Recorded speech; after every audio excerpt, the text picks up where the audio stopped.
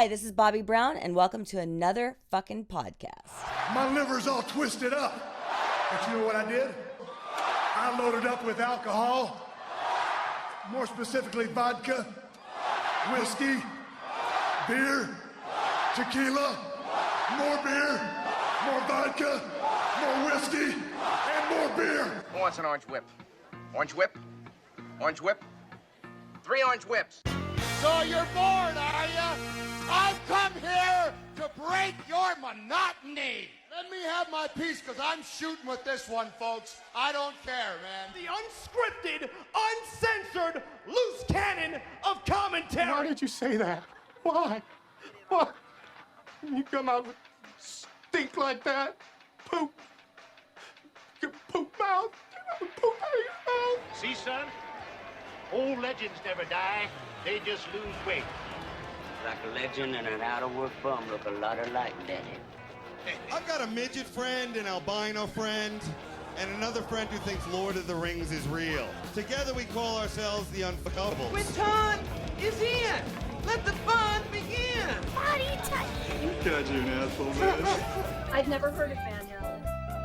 Hello, Hollywood. Hello, world. And hello, my loyal minions. It is good to see you, and it's always good to be seen. My name is Izzy Presley, and this is another fucking podcast, Drunken Summit style. Tonight, we have an amazing show lined up for you. We are debating two of the biggest albums of the 80s, Bon Jovi New Jersey and Def Leppard Hysteria. It is going to be a good one. 12 times platinum versus 7 times platinum. Got a great panel lined up for you, and we'll introduce those guys to you in a second. Don't forget to check out all the social media at Real Izzy Presley all the way across the board, Twitter, Instagram, and the Facebook. And of course, the show page is Another Effing Podcast. And if you go to that Another Effing Podcast page, there is a donate now. If you like what I do, hit that donate button. Izzy Presley at yahoo.com is the PayPal. Real Izzy Presley is the Venmo. And I think $ Izzy Presley is the CashApp, whatever. Or you can buy merch. You got lots of great merch on the Teespring page. Hit all of that up where you can actually get these bad boys right here. Yes. Oh God. The Izzy Presley wagons. Oh Lord. They are fucking beautiful. Oh, I'm not buying those. I'm not buying those till I see Chad in them. Hey, it could happen. Oh boy. Ladies and gentlemen, please welcome back from Faster Pussycat and Motochrist and a tribute to Ace Frehley, my good friend Chad Stewart. Welcome back. Hi, kids. And Paul Gargano, Metal Edge Magazine, has returned. Hello. And we can thank Paul for this glorious idea and for lining us up with our two brand new guests from Anthrax, John Donais. Donais, like donate. See, I told you I'd fuck it up. And from Wet, Jeremy Popoff. Welcome, you guys. Welcome. Thanks, man. Cheers. How we doing? Every time I hear Jeremy's name, I drink. That's just training from over the years. Well, I got myself an orange whip, so I guess I'm drinking too. So, it's funny. I got a text from Eddie Trunk, and he saw the tweet. He's like, I'm going to be on a plane tonight, but I'm going to give you my pick right now. It's Bon Jovi. So we are going to see what happens. You should have saved that for the tiebreaker. Well, there won't be a tie because we got 5 people. You're right. It can't be a tie. You're right. Math. I gotcha. Yeah, exactly. Paul, do you have your scoring system all lined up for us? I've got it ready to go. I started doing it while you were doing the intro, and I put Love Bites under New Jersey, but I'll fill it out while we're talking, and we'll be good to go. Very well. I will be official. I will be the scorekeeper. So basically what we're going to do, the first half of the show, we're going to talk about these albums, talk about the impact, and talk about how huge they were. And second half, we will talk about the fucking fight, track versus track, 12 versus 12. There will be a winner. I'm very, so we're going track for points on this. Yep. Yes. Okay. Yep. That is the best way to do Harder it. than you think it is. Are we the whole track? The whole track? Do I need to order some Uber Eats for a couple hours from now, or how? We're gonna just do like first chorus. No. No. We're just going song to song. Yeah, we're not going to listen to them. We're not listening to them all. No. We're not listening to them. What do you guys remember? Like when these albums came out, what do you remember the impact on you guys when you first heard these albums? Well, I'll be the dork that just completely declares my love for Jon Bon Jovi right now. My two favorite bands at the New Jersey era were Bon Jovi and Metallica. So I ran the gamut, and both these albums were great, but back then Bon Jovi was the band for me. So this was an actual, and I'm not going to lie, when I threw the idea out there, I just assumed Hysteria was going to be the runaway. And because it's Hysteria, and right. all I've listened to for the past 4 days is Hysteria in New Jersey, and well, I still love Bon Jovi as much as I used to. John, what about you? You look like you're a little bit shorter in the tooth than the rest of us. Yeah, well, Bon Jovi was my first love for rock and roll. Like, I was 6 when Slippery When Wet came out, and I got that on cassette. That was my first cassette I got, and I got that in a boombox Christmas. That Need 'Em and Smile by Dave Lee Roth. Nice. And the fucking bug bit me, man. And just seeing those videos on MTV, I was hooked. Those guys were superheroes to me. John and Richie were just the perfect rock stars to me. And I was just obsessed with that band. And the funny thing is, Def Leppard was my second band, like after them. So. Now, did I hear this right? That you annoy the other guys in Anthrax with all this music on the bus? Oh yeah, like when we're out drinking and we get on the bus late at night, me and some of the techs will throw on some hair metal, and yeah, man, some of those guys aren't big on the hair metal. I don't like to say hair metal. I don't like that term because it's good fucking rock and roll. Yeah. And but you know that's how you explain it to people. Here's a quick question about Slippery when that came out. Did you have to wait to get it? Because I remember when I got that, it was on rain check. If any of you people remember what a rain check is. Where they are out and basically you just filled out a form and they called you when it came in and saved one for you. That I had to wait to get my cassette. And I think when I put in my rain check, I went and picked up Rad Invasion of Your Privacy because there was a hot chick on the cover, I believe. But did you have to wait to get it, or was it in stock when you bought it? Well, I got it for a Christmas present. I saw the videos at MTV, and I asked my parents for that for Christmas. Okay, Jeremy, what about you? Man, I'm a huge. I'm more of a Richie fan than a John fan, but the two of them together, I think, are just unstoppable back in the day. And you know, if you ask me to compare the Fahrenheit record with High and Dry wins hands down. If I was going to compare Slippery with Pyromania wins hands down. But then New Jersey happens, and that's when Bon Jovi was at their, like, they figured it out, man, with Desmond Child and just the songs they were writing, the harmonies, the tone. It just was such a great record at that time. And I feel like Hysteria is where, and I love Def Leppard. I mean, I had On Through the Night on vinyl, like when that was their only record. And I was a little kid and a huge Def Leppard fan, and still to this day, I love those guys. And, you know, got to meet them years later. And Joe Elliott was a fan of our band. And so, but Hysteria is kind of where they lost me, kind of like Seventh Son of the Seventh Sons, sort of when Maiden lost me. They just, God, you just cut me deep. From stuff that, like, it's just a little bit too slick for my taste.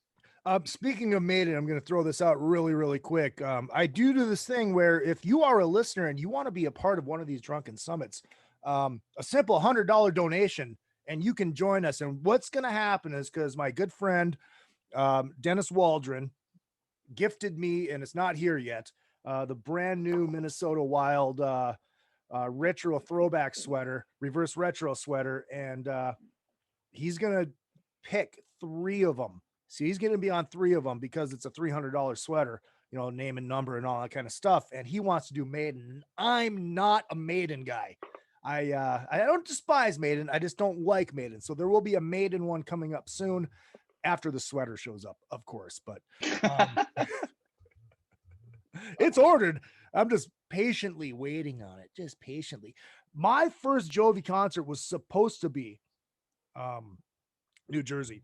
And I was, let's see, 89. I would have been a sophomore or 88. Yeah, 88, 89 is when it came. Yeah. So I think it was maybe junior year when that tour came through. And I was not one of the cool kids. Shocking, I know. But the cool kids asked me if I wanted to go to Bon Jovi. You want to have the time of your life? I'm like, yeah. So you can go with us. And like all the hot chick cool kids too. I'm like, fuck yeah, let's fucking do this. And then my buddies, who was a drummer, who was my drummer, and his dad worked at Rockin' 101. He's like, no, dude, just go with me. My dad's got his front row backstage. All right, cool. Guess who didn't have front row backstage? And guess who did not get to go to the show? This guy. So I missed out. I missed out on partying with the hot chick cool kids. Very disappointed. I have to tell I have a New Jersey story before Chad goes, because you mentioned that's like was supposed to be your first. John and I figured out, I don't know how long ago we figured this out, but we figured out we were both Bon Jovi fans. I think it was the Mega Cruise. It was on the Mega Cruise. Yeah, and Izzy, you were on the Mega Cruise. If you didn't meet, if you didn't meet John then, yeah. But so we figured out that we were both huge Bon Jovi fans, and we figured out we were at the same Bon Jovi show at Hartford Civic Center, which to this day is one of the greatest shows I've ever seen in my life. And 2 days ago, John sends me a link to a bootleg on YouTube of that exact show. And literally the skin, my skin was tingling. It's just like you remember it. What show was that? Yeah. New Jersey tour. Skid Row opened. Nice. Chadwick. I went. Yeah. No, what, sorry. Jeremy? No, go ahead. No, I was just going to say on the New Jersey tour, they did in Southern California, I think they did 3 or 4 nights. One was at Irvine Meadows, and then they skipped a couple days, and then they played like 3 nights in a row at the Forum or something. Oh, wow. The first night at Irvine Meadows, some chick took me that was like, hey, you want to go see Bon Jovi? I was like, sure. You know, and I went. I was a single guy. I went, and it was a great show. And then when she dropped me off at my dad's condo, she gave me a blowjob in the fucking car. Yeah, there you go. So that was the best show you saw. Great show and a perfect night. And then 2 days later, the band that I was in at the time got to open for Skid Row. Skid Row was doing club shows in between New Jersey tour dates. And that night, the Riot Squad came. It was at the Marquee in Westminster. I got attacked by a police dog. So then that happened. And then 2 nights later at the Forum, I met my first wife, who's the mother of my kids. So that fucking week was pretty epic. I'd say so. Jesus. Yeah. Wow. Yeah. Nice. Yeah, Okay, and Chad gets to follow that up. Okay. I heard the first I heard She Don't Know Me on Radio 1990 on the USA Network, went straight out and bought the record. First time I saw Jovi was opening for Rat on Invasion of Your Privacy. I've seen them every tour that they've done up until This House Is Not For Sale. So I've seen them every single tour. I went when they used to do the Christmas benefit shows in New Jersey. They did one in Pennsylvania one year. I went to that. I saw them with Skid Row on the last night of the New Jersey tour. It was in Indianapolis, Indiana. It was Easter Sunday. Lied to my parents and went to the show. I flew to the Rock and Roll Hall of Fame induction show to see Richie one more time with them, because Tico Torres is one of my top 3 drummers of all time. Richie is, I think, maybe one of the greatest sidemen ever. So to say my love for Jovi runs deep would be an understatement. However, I still think this is going to be a little harder, because I'll say this. I feel like these 2 records were the split. Like Jovi started going a little more like roots rock. It was more clearly more songwriter kind of deal, which carried them all the way through the 90s and into today. Oh, yeah. And Def Leppard went a little more slick, and they're kind of still stuck in that whole thing.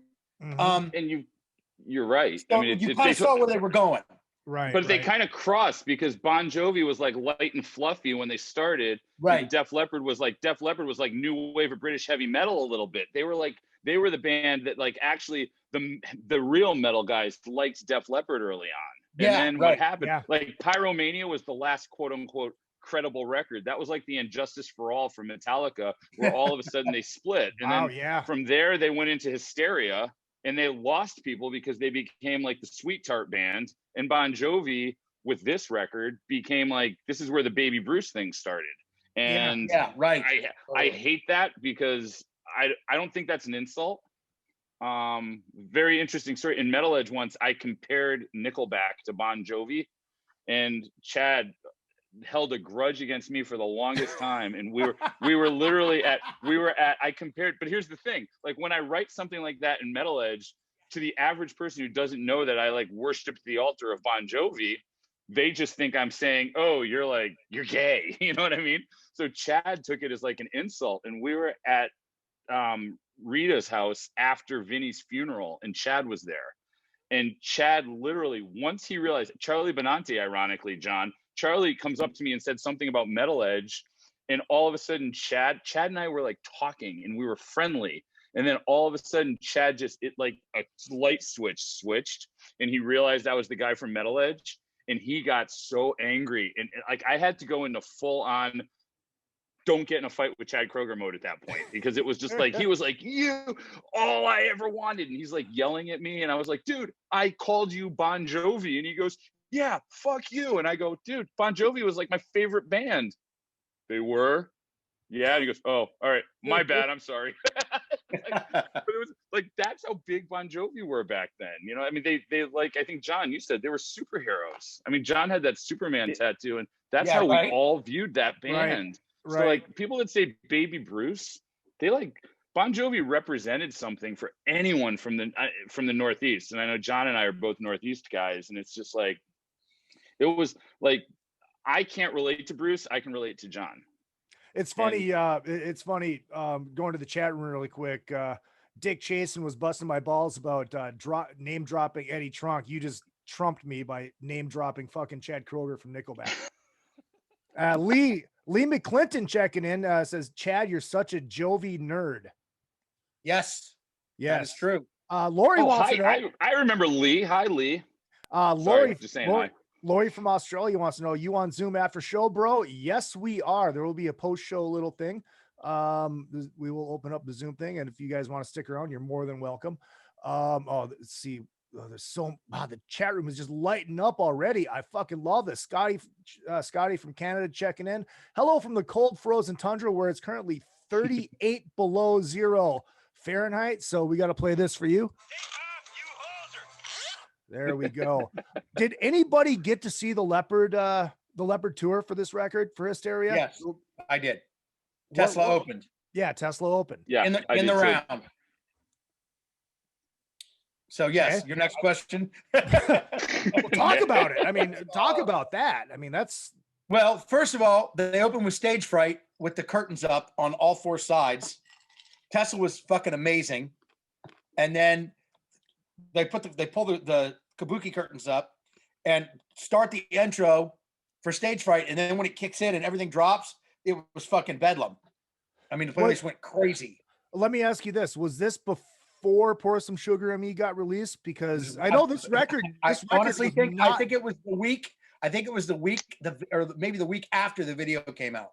Because I think was it Women that was the opening, was the first single? Women was the first single, yeah. And it didn't do anything. Tanked, and they thought the record was going to tank, and then Pour Some Sugar on Me came out, and that's when it exploded. So that's why I was asking if it was pre-release of Pour Some Sugar on Me or after it. It was after. Do you know, I never realized over however many years ago, up until about a year ago, Rika and I were driving to somewhere, maybe Vegas, I don't know, and we were listening to Hair Nation, and Pour Some Sugar on Me came on, and Rika was singing along or something, and she goes, one lump or two, and I'm like, haha, and she goes, what? I never realized in my life that one lump or two was the lyric in that song until Rika told me, and honestly, that song went from something I love to something I don't love as much, because I was like, God damn. I also didn't know that part when he says saccharine. I'm like, never knew what that meant, and then it's fucking saccharin, which it's pronounced saccharin, not saccharine. It's also a terrible word to use in the song. Right? Fucking British. Oh God. Oh, then Gavin Rossdale did him better with glycerine. Yeah, I love Def Leppard, but sometimes I had to make up my own words because sometimes I couldn't understand what they were saying. And I don't think Hysteria put the lyrics in the tape. I don't remember them having the lyrics in there. They didn't. So I think, no, they didn't. Yeah, so that's why I feel like I had to make up my own.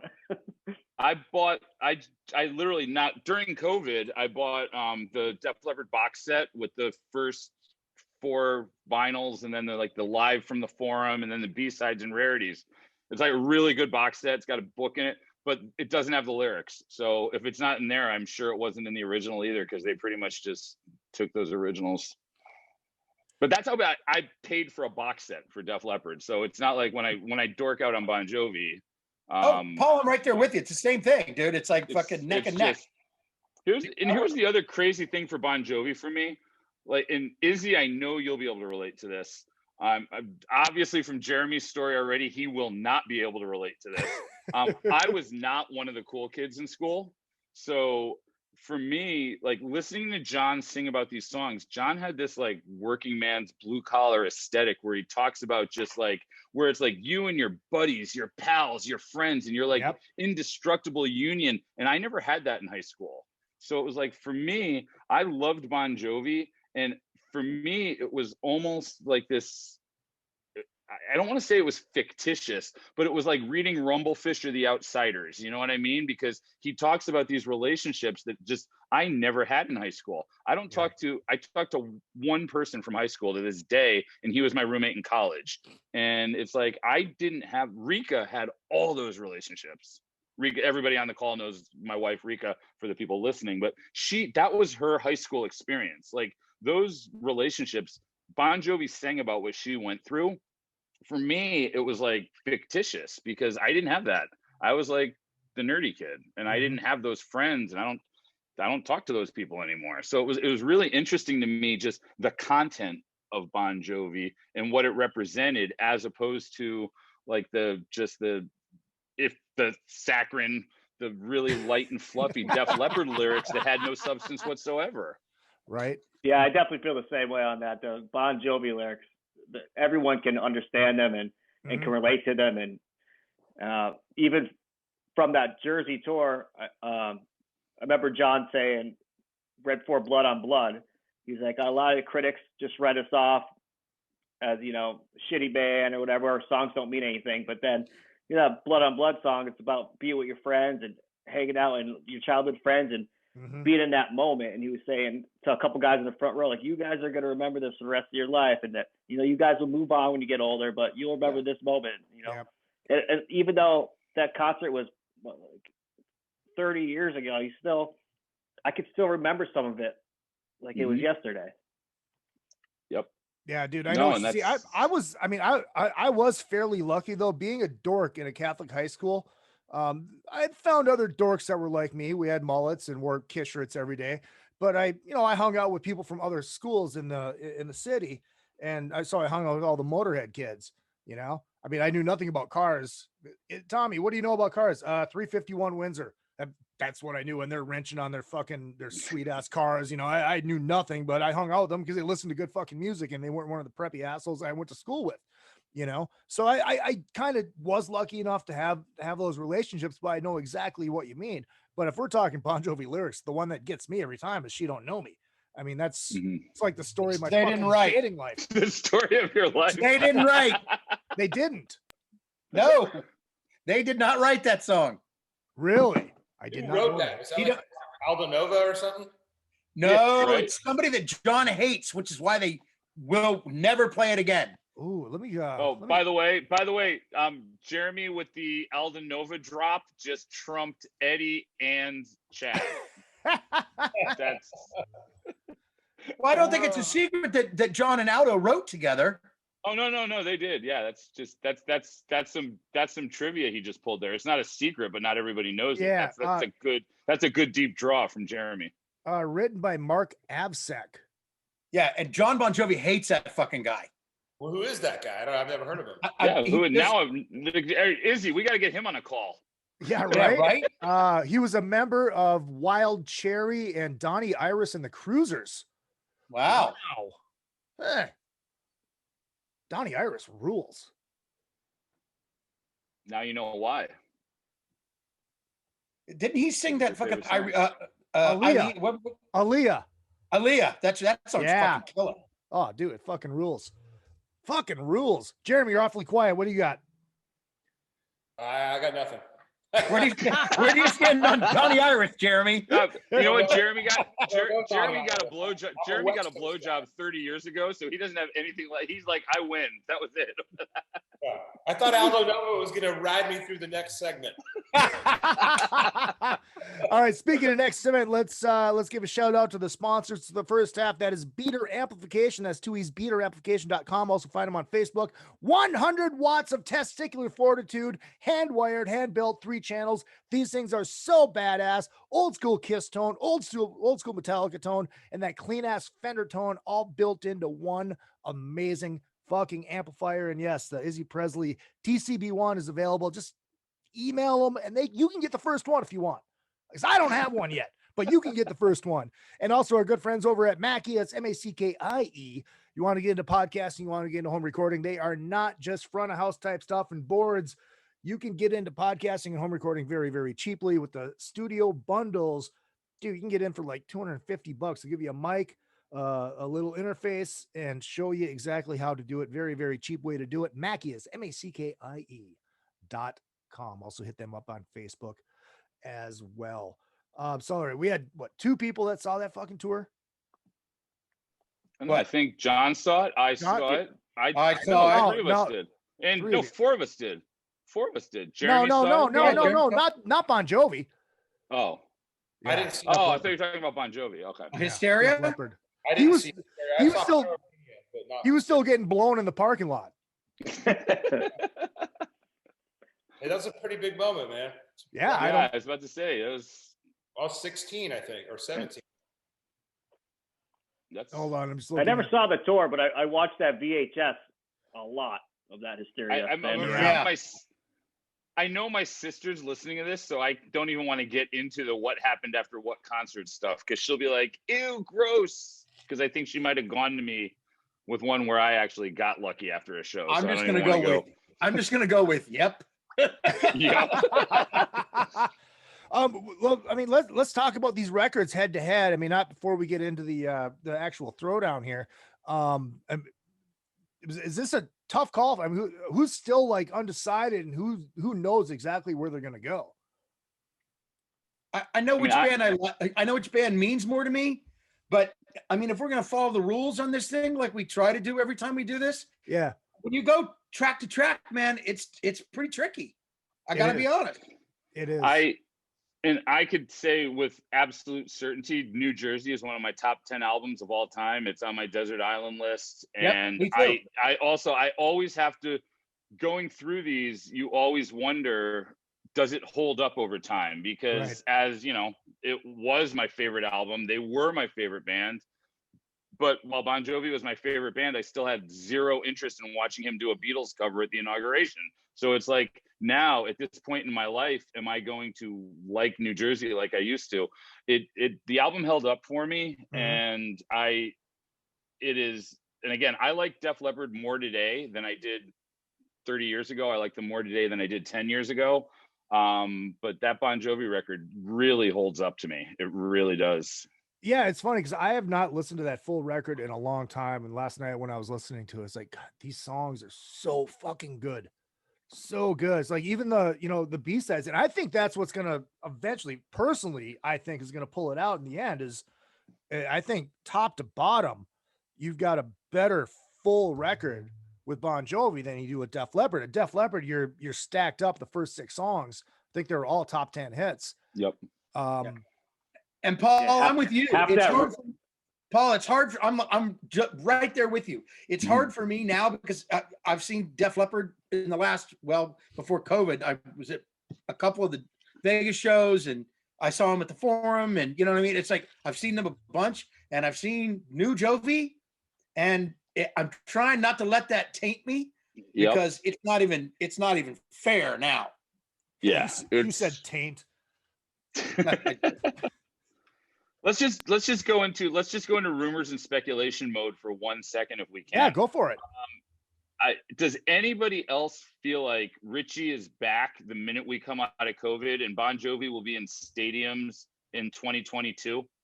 Because the part of me, like, I'm so business geared in this industry now, and the manager part of me, the business side of me now, forget the fan side.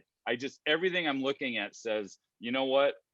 There's no way. Richie's through his divorce. It's the same thing as Guns N' Roses. When did Guns N' Roses reunite? When Slash's divorce was finalized and he can keep the money. Richie's like at a point, I feel like 2022 is going to be Bon Jovi in stadiums. And I feel like as easy as it is to make jokes and poke fun at John right now, we all know that dude will deliver. I mean, he comes back to Richie, and I think we're going to see something special when that thing happens. I would say if he comes back to Richie, then maybe. Look, I love Phil X. If Richie comes back to him, however we want to do it. Yeah, however you want to look at it. Yeah. I just don't know that he's going to John's going to allow that to happen. It's kind of like a Gene Simmons thing. Don't know. Because look, Paul, here's the question. This is a question for all of you. Does he need Richie Sambora? He's still playing stadiums. I'll let Jeremy feel this because we're both not in our head. Without Richie, it's not Bon Jovi. It's John Bon Jovi. Yes. Solo. It's a solo project. But is that what John wants now? But it's always been, as much as you want to say it's Bon Jovi, before Richie left, it was always John Bon Jovi. He's the one that's on the record. It's not the band on the record contract. It's his band. From a business perspective, and John, Jeremy, Chad, all of us, we all know how the business works. From a business perspective, the difference between John without Richie and John with Richie is papered amphitheaters or a stadium with two solid openers. That is the difference between Richie and not Richie. And that's no disrespect to anyone else in the band. That's just the reality of that's where Live Nation running the world with live events, that's where we're at. You put Bon Jovi in stadiums, if you get Richie back, and if Motley can do stadiums, Bon Jovi will do stadiums with Richie back. Oh, 100%. Well, I also think that without Richie back, when Richie gets back, the band's back together. Without Richie back, I feel like John Bon Jovi's just going to open up restaurants and buy football teams and shit. And he's not going to get back into the fucking room and write great songs with his guy that he came up with. I feel like if Richie came back, then there's going to be like a fresh injection of enthusiasm from that camp that otherwise he's just going to be an old business guy, a multi-millionaire business guy with a staff and a house. And look, team. I feel free to be able to say this because I'm with family and I know it's not going to leak out anywhere, but John Shanks can suck my cock. Fuck that guy. Phil X is a great guy, great guitar player, but John Shanks fucking has sunk this thing, and there it is. That's the fucking truth. Bring Richie back, it's a whole different ballgame. Well, listen, in fairness, I mean, John Shanks is a great writer and a great producer, but Richie kind of sank himself a little bit too. No, I'm not arguing that. I'm not arguing that. So Richie needs to get his shit together, and then I think Richie's. Yep. I think Richie's at a point now where he does have his shit together. I think he's gotten past that stuff where the shit's a problem, and I think we're going to see an issue right now. We're going to see the band pull it back together again. But I think we're look, I think we're also at that point too where John doesn't need it. I mean, John doesn't need it. Well, I mean, he can walk away. It's Paul. it's the exact. Nobody can ever walk away. Nobody can ever walk away. Richie needs it the more amount than of money you need to sustain. Yeah, I mean, Richie needs it more than John, just like Ace needs it more than Gene and Paul. It's the exact same fucking thing, you know. But I do think that Richie brings more to the table for John than Ace and Peter combined bring to the table for Paul and Gene. Agreed. And I firmly believe that. And I'm as big a Kiss fan as I am a Bon Jovi fan. Honestly, I'm probably a bigger Kiss fan than I am a Bon Jovi fan. John needs Richie more than Gene needs and Paul needs Ace and Peter. If you're gonna sing those songs about brotherhood, you got to bring the brother back. That's all. You got to bring the brother back. That's a good point. Exactly. That's a good It's point. good to see all the Richie love, because I read an interview where John said Richie wasn't like a guitar player like Eddie Van Halen, where people were going to see him. They were coming to see John. And I don't feel that way. I think Richie was just as important. It's good to hear you guys feel the same way too. How do you guys think? How do you guys think about that duo of John and Richie in history compared to, you know, are they in the Lennon McCartney conversation? Are they in the Gene Paul conversation? I mean, obviously nobody's. Yeah, but you know what I mean. Nobody's in the Lennon for this genre of music. Yes. Yeah. For this genre. Yeah, dude, I'll tell you this. If remember the MTV Unplugged thing, or remember when that thing? It's Richie's voice was the one that gave you goosebumps, not John's. Yeah. Yes. Richie's harmonies, Richie's soul. Mm-hmm. He was a fucking blues guy. He was the guy that made you go, oh. John was a great songwriter and a great frontman, but like Richie brought the fucking soul to that band. Here's the difference. You know what? It's like Perry and Tyler.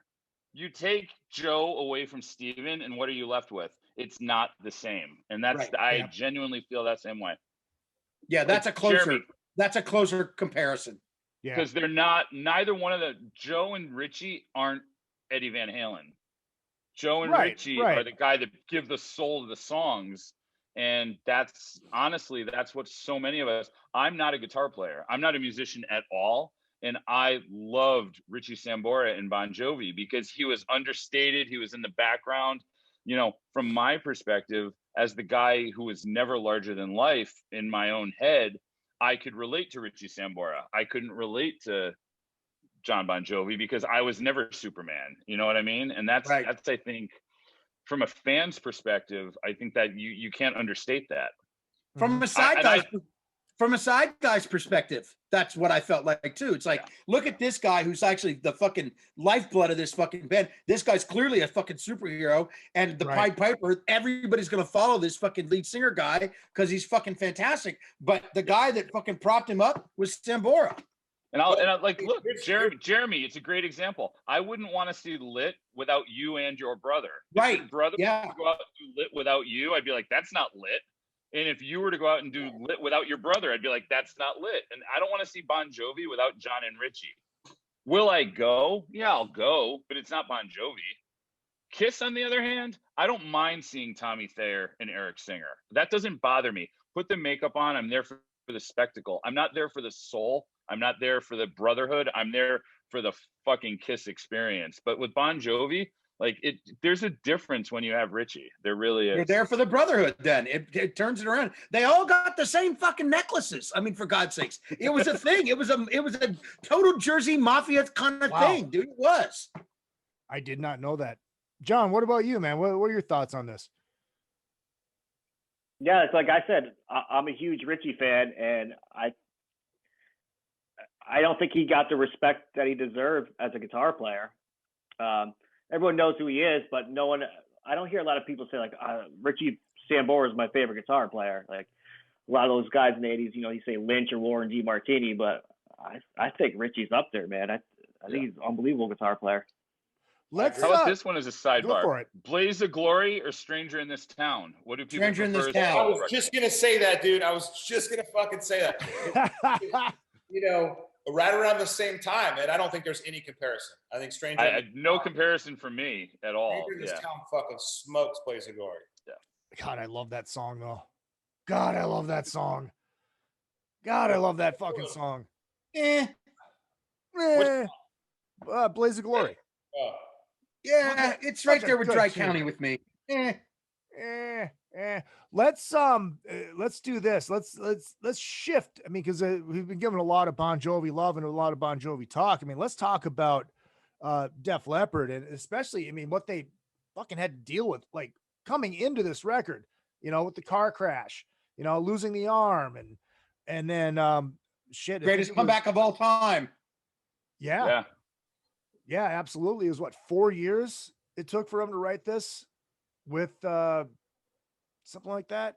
I think it was like 4 years. And 6 years for the kid to fucking figure out how to play drums again in a way no one else had ever done in history. Right. Yeah, you can't. Didn't they record it with a different producer at first too, and they had to scrap everything? They shit canned it and got Mutt back. Yeah.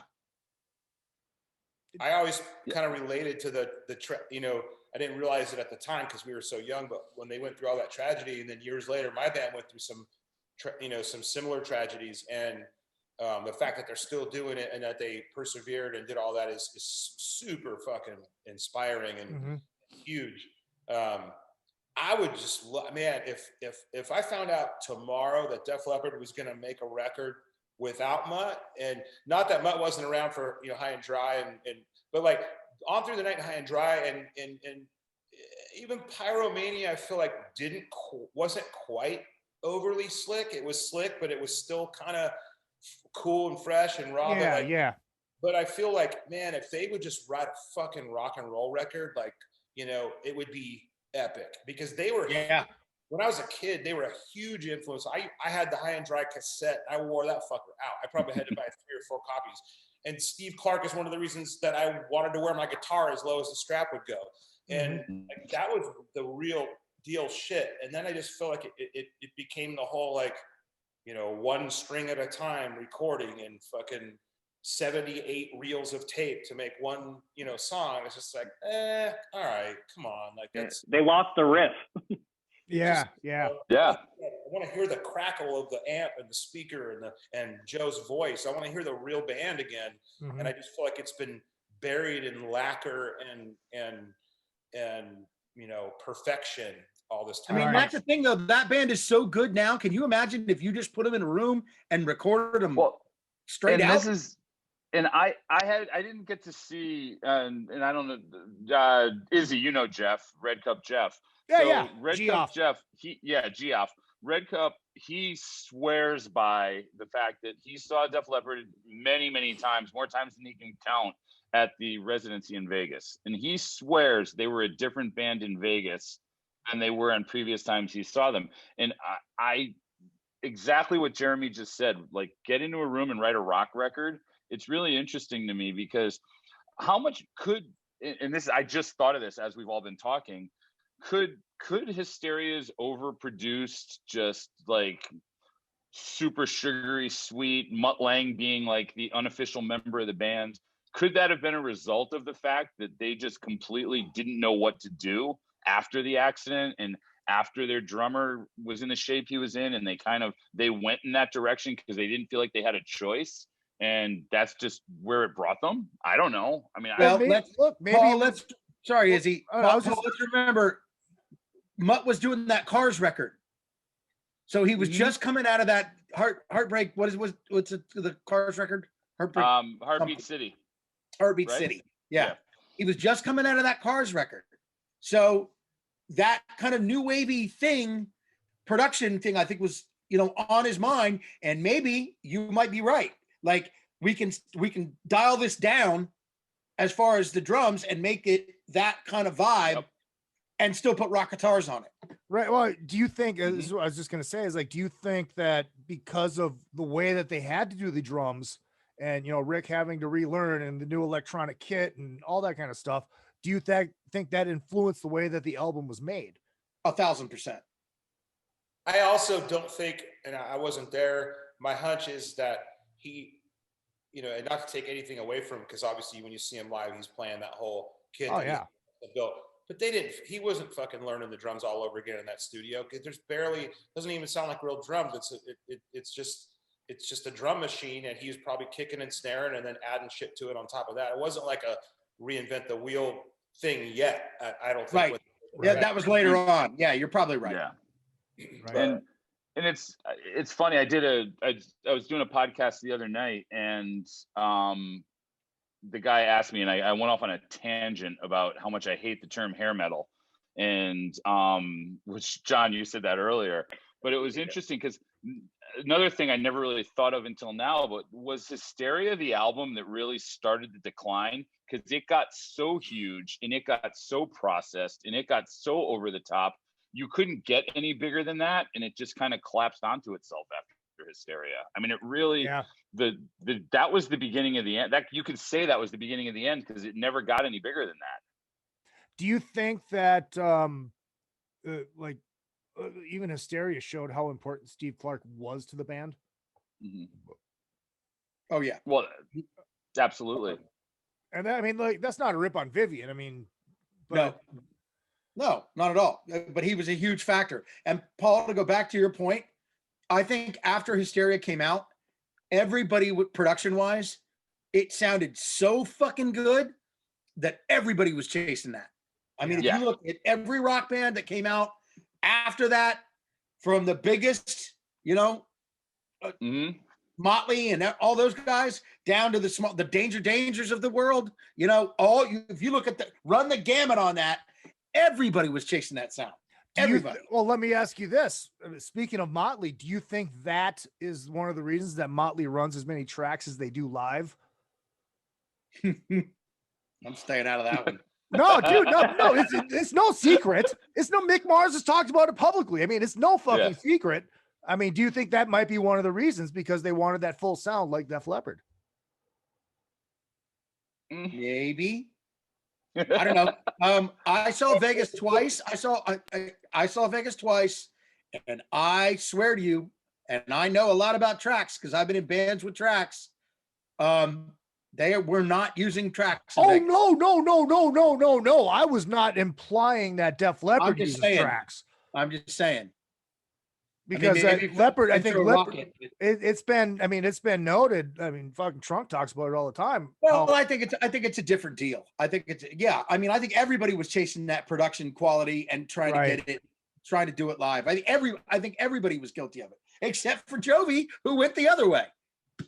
Yeah, right. Well, and except for Leppard as well, because they're pulling this shit off live. Right. Well, yeah, now. Yeah, but I gotta say, and that's exactly it. Now, I mean, I saw, and again, I love Def Leppard. This isn't a knock on Def Leppard. It just is. I'm a firm believer that as fans, and this is one of the things I always tried to do at Metal Edge.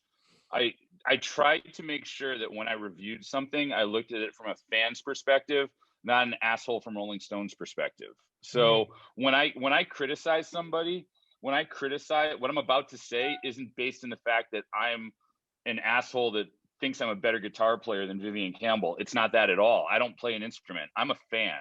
And the last time I saw Def Leppard live, Rika and I went when they played with Journey. It was Journey, Def Leppard, Hollywood Bowl. And honestly, it was not good. It was just, they were going through the motions. It was like, literally, it started to rain at the Hollywood Bowl, and Rika and I left and sat in our car, blocked in traffic, instead of standing in the rain and watching Def Leppard, because it was just, you felt like you were watching something overproduced and not real. Okay. And going back to what Jeff has said, like Red Cup has said about how great they were in Vegas, I can't wait to see Def Leppard again. I can't wait to see them now, because I want that experience again where I kind of feel what I saw back on the Hysteria tour. I want that back, because I feel like it hasn't been there. Yeah, and that's everybody that saw them in Vegas says they were amazing. And I wanted to see them in Vegas, and it never happened for me. But that's, like, honestly, they're a band that literally has become just, they were a product of the studio. And did that translate into live? And are they at a transitional point right now? Are they at a point in their career right now where they're going, you know what, we need to dial it back a little bit and go back to who we were on Pyromania? Like, you know, opening for themselves in Vegas. That's a really cool thing. And that can manifest itself in a new record that really kind of flips the scripts for them a little bit at this point. Dick Chasen in the chat room says, you can only be bottom for so long to know what I'm saying. With a name like Dick Chasen in a comment about being the bottom, I'm just going to leave that one sit. Brandon Fields, welcome back, my friend. Vivian Campbell does not look like he's having a good time on stage, just my opinion. Has anybody seen them with Steve Brown? I have not. Only video. Okay.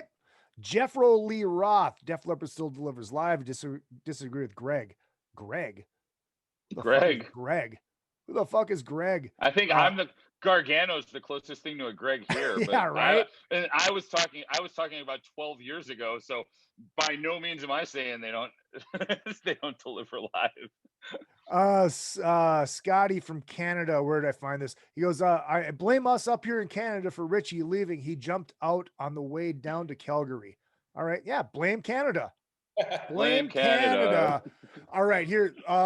Any last thoughts on the albums before we jump into this I'm debate? Still blaming John Shanks.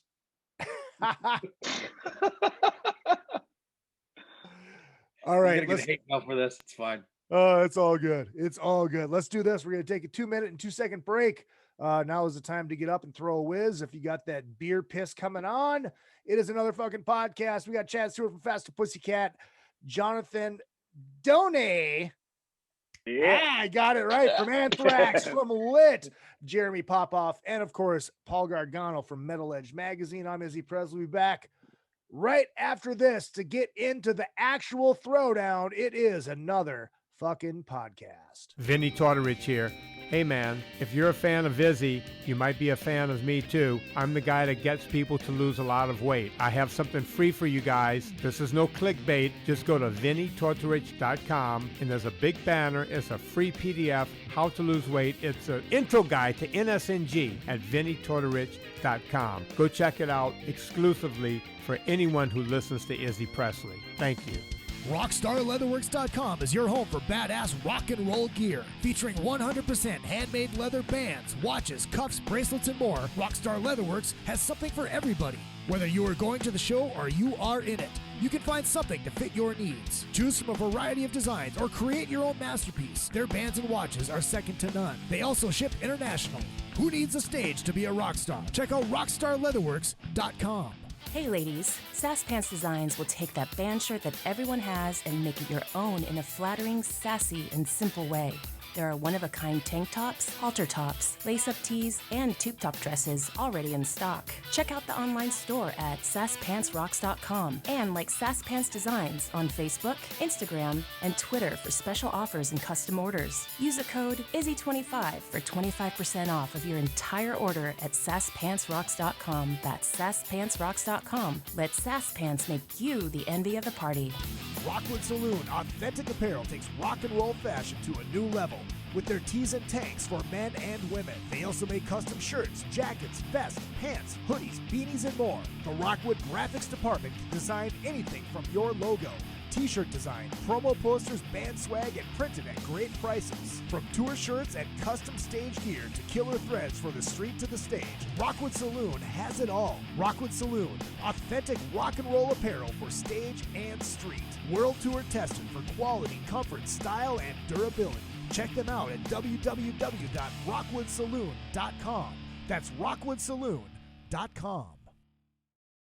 Hey, what's going on? This is Tom Arnold. I like fat women and cocaine. And you're listening to Izzy Presley here on another fucking podcast. And I know Izzy from Cocaine Anonymous meetings. I've actually seen him at the meetings with Ace Von Johnson from, I probably shouldn't say this out loud, but Ace has got a bad coke problem. And his sponsor is Josh Todd from, and again, I shouldn't say this out loud, but Josh is his sponsor for Buck Cherry. He's addicted to upskirt porn. And they're both being sponsored by the Eagles.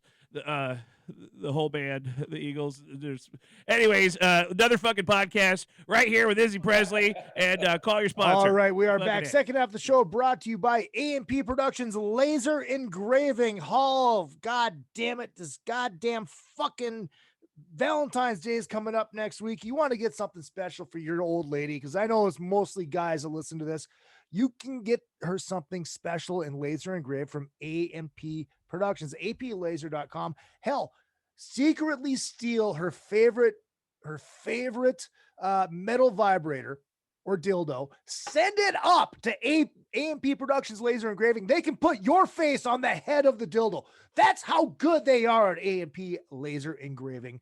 Check them out, aplaser.com. Also, speaking of AP Laser, yes, the Roadie packs, I'm getting 5 of them sent to me. They are composed of a coffee tumbler that is huge and also works great for cold alcoholic beverages, a Zippo type lighter, a flask, and a dog tag, all with the retro Another Effing Podcast logo on it.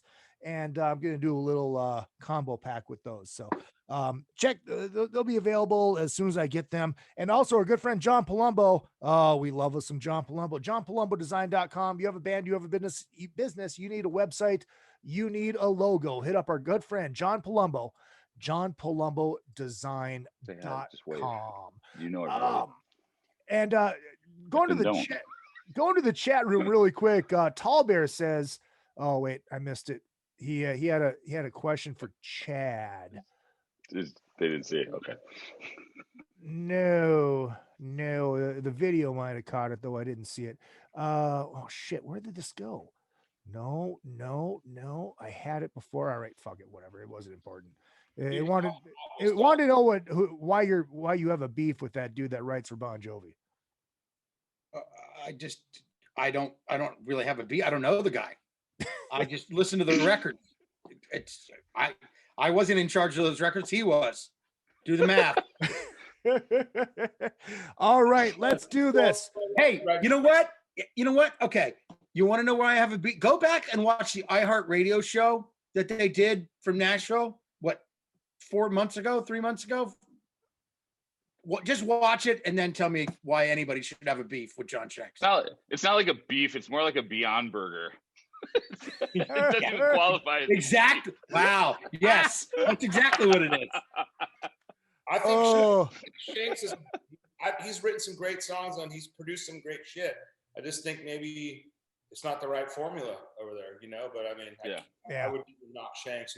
I mean, I don't know John. I'm not shitting on the guy personally. I don't know him. Like I said, I'm just gonna I'm looking at the whole thing, and when he got involved, something changed, and I'm just gonna leave it at that. I'll also say this though: John's choice of covers hasn't been exceptional either.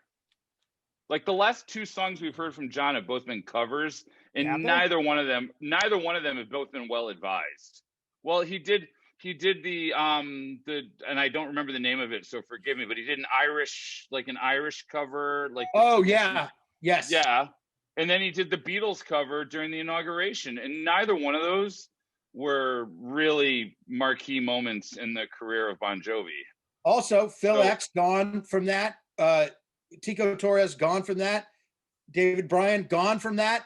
Only the side guys played with them on both of those. Wow. Yes. So that's more the reason why. That's more the reason why in my head I'm just looking at this from, again, take a little bit of the business side into the fan side. Hopefully, the fact that the band isn't around him, it's going to be a reason to come back and say we're all back together again, and the Jersey Syndicate is back, and here we go. And I would love that. Nothing more. All right.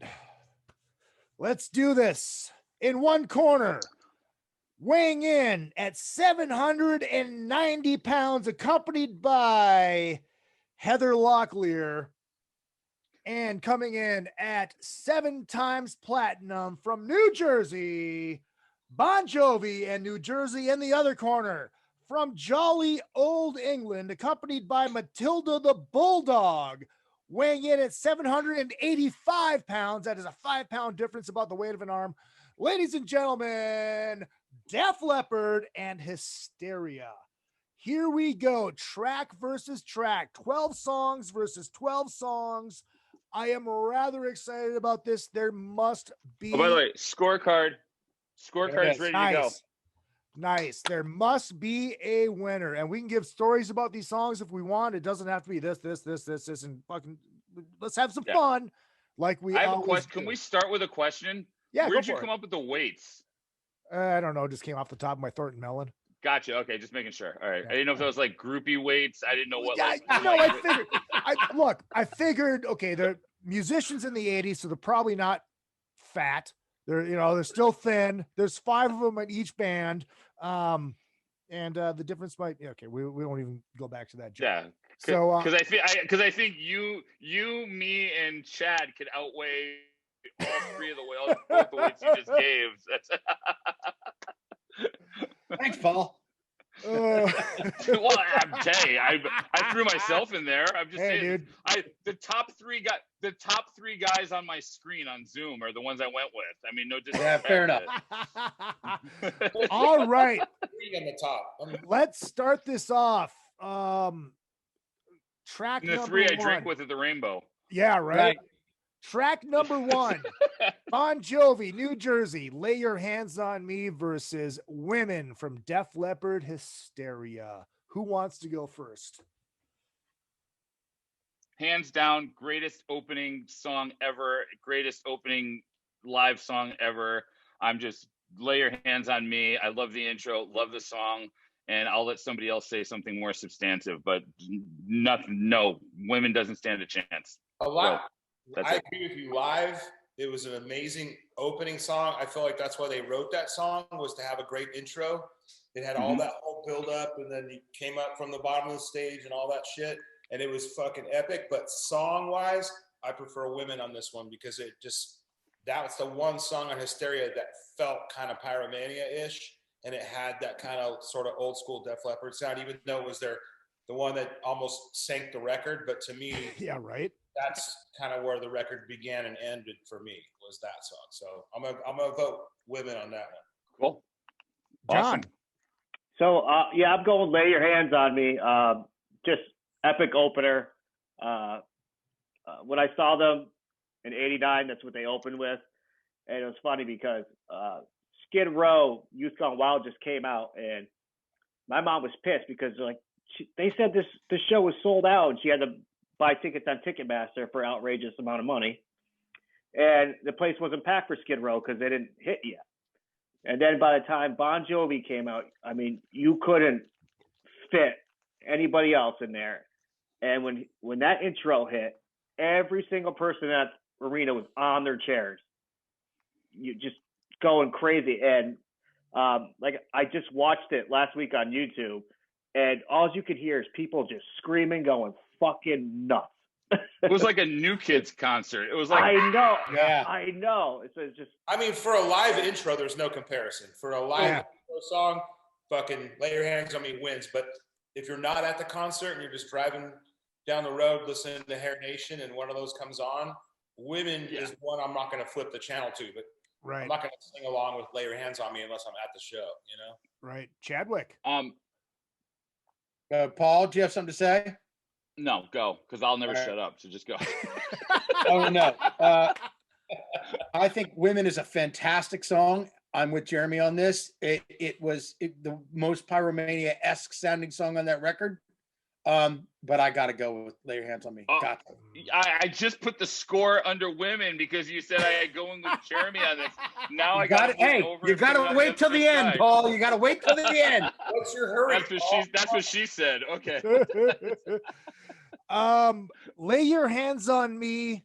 Obviously live, it is huge. I think on the album, it is just let's try to rewrite Let It Rock.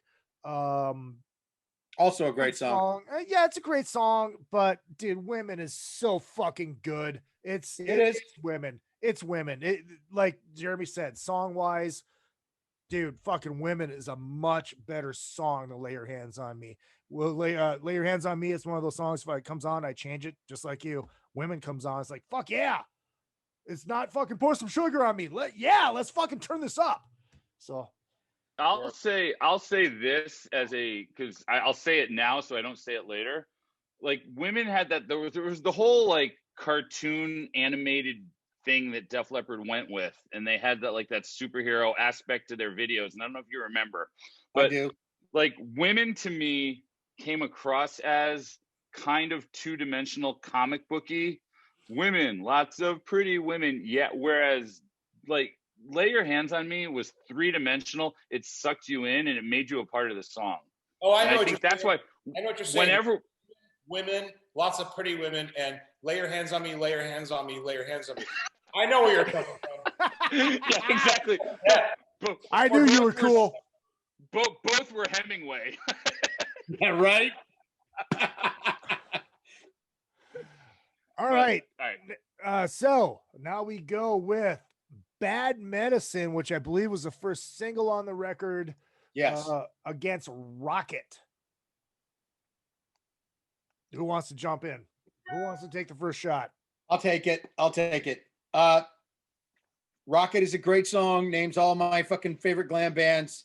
But Bad Medicine, just watch the video. They gave the handhelds to all the fucking kids in the crowd.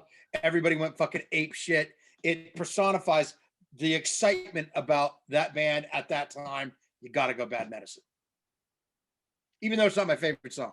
I'm going Bad Medicine hands down, because basically if you change the name of the song from Women to Rocket, well, now you're into the second song on the album.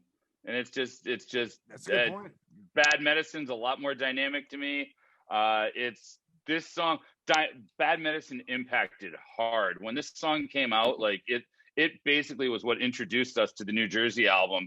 And this was Bon Jovi literally coming out of Living on a Prayer, coming out of Slippery When Wet. This was the song that reintroduced us to Bon Jovi, and this was the song that told us what was coming next. And it was just as big as anything off the last album, and it kind of paved the way for what was coming next. So Bad Medicine to me in a landslide. Jeremy. I think I agree with that, and especially because at the time I was in high school, I was in Southern California.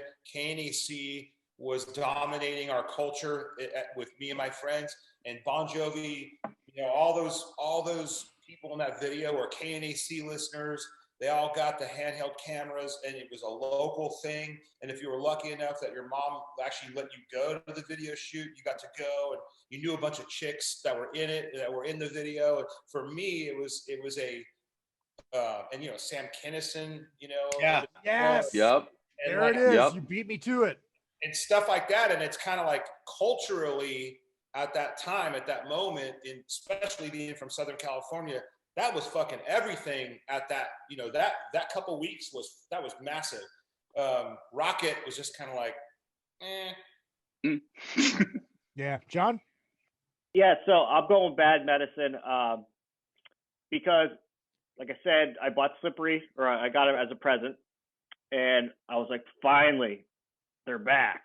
And it was so exciting to see these guys on MTV again. Mm-hmm. And it's probably actually my least favorite song on the record. But wow. It still comes out with that power chorus right away. And the video was amazing. I like how they did that. And I like Rocket too, but I don't know. It just doesn't have that punch that Bad Medicine has, that extra little kick. You guys know the lyric after he says Rocket, yeah, what's the thing after that? Satellite of Love. What is it? Satellite of Love. Yeah. Satellite of Love. That's what it is. I've never known that until right now. One lump or two. Yeah. I remember. I didn't know that until I got to read the lyrics in Circus. You know, here's the funny thing is like if Def Leppard heard this debate, they'd be like, okay, guys, fuck off. Like, we sold 1,000 records. 12 like $12 million singing cock. Yeah, exactly. Yeah, I don't feel right actually saying that stuff. Yeah, they have homes in Bel Air. I'm living in a fucking broken down Pinto. They can give a fuck what I think. Yeah, exactly. Go to the chat room really quick. Lee McClinton says Shakespeare's sonnets had nothing on those lyrics. There you go. Dick Jason says, he said it's totally the lyric. Love the lyrics, references to the glam rock of the 70s. And the video ain't the song. It's all fucking Rocket. Okay, Dick, you're wrong. And Brian Willard, even though he's a Blackhawks fan, is correct. Bad Medicine is better than Rocket. And thank you, Jeremy, for bringing up the Sam Kinison in the fucking video. That song is so fucking cool. The video was so fucking cool. Come on, wait a minute. I'm not done. It's like he's got a little James Brown in it right there. Do it again. You know, dude, it's Bad Medicine. It is. Well, totally. it's a little bit of Bruce, but that's fine. Yeah, you know. Yeah, I know, but here's the thing. Can we all just admit that whatever John copped, he copped really fucking well. Right? Yes, he owned it. And you know what? He had the best hair. He wore that because John Bon Jovi came out in New Jersey and started that show with a 3/4 length leather jacket. I needed a 3/4 length leather jacket, period. And God knows I didn't look Pied Piper, dude. 100%. Yeah. That was it. But it was like whatever John and Richie did, I did. That was it. Oh, and let's also in defense of Def Leppard, since I meant to say this earlier and I didn't, because I know that Joe Elliott's going to listen to this the second it gets posted live, and he's going to be like, fuck, what the hell? Just for the record, it is not. John is the ultimate American band, and Def Leppard have never pretended to even try to be American. They are British guys, and it is like, honestly, that's what if you put one Brit on this call, they would be a completely different perspective. But we're a bunch of Americans picking the American band right now. Yeah, but let's also remember the British hated fucking Def Leppard up until fucking. That's true. That's true. Yeah, good point. Good point. But like, this would be a totally different debate if it was Pyromania for me. 100%. Oh, absolutely. Right. Absolutely. No, 100%. I think we should all come back in a couple of weeks and do Slippery When Wet versus Pyromania is what I think. Oh, that's a bloodbath. That's a bloodbath. That is a barbed wire match in the making, and I fucking love it. And speaking of America, fuck yeah, I'm gonna crack myself another Busch Light for the working man. And I will say this, Paul, because I'm a big fan of I like to buy vintage memorabilia and frame it and hang it up in the diner and shit. And if I was gonna buy a vintage poster to frame and hang in my studio or my living room, it would way more be an old school Def Leppard poster than it would be an old school Bon Jovi poster. And so I don't mean any disrespect at all when we're talking about these. I just feel like we're talking about like records, like you mentioned Metallica and I mentioned Maiden, but I feel like these records were like ships crossing each other, and it was kind of like Bon Jovi was stepping into their fucking prime, and and sales wise, so was Def Leppard, but Def Leppard was kind of Mutt Lange was in charge of the ship at that point. Yeah. And I as a fan, as a young kid, as a fan, I didn't want that. I wanted I wanted danger. I wanted somebody drunk on stage playing guitar, fucking maybe messing up a little bit. I wanted, I just wanted that danger that I subscribed to for the first 3 records. And so that's why you love Ace Frehley as much as I do. Well, sure. All right, now we've got. But again, I think it's also very important, like spinning off of what Jeremy just said right now. It's very important to realize just because you're picking a Bon Jovi song, not a John song, a Bon Jovi song over a Def Leppard song doesn't belittle Def Leppard. We are talking about New Jersey. This is the Born in the USA of Bon Jovi. Dude, versus Def Leppard, which is honestly, we're at Def Leppard's stage in their career at this point. They're into the Human Touch era. Like they're out of that. They've already put Pyromania up against New Jersey, and we can't go song for song because it's 10 versus 12. But again, we're talking apples and oranges. It's just, and that's the thing. This is Def Leppard and Mega Shark. Yes. Yeah. Exactly. Mega Ian Ziering is getting his head bit off. Yeah. Right. Yeah. Exactly. Mega Shark. So third song. I'll pull it in. Hold on. I'll rein Izzy back in since he's singing too.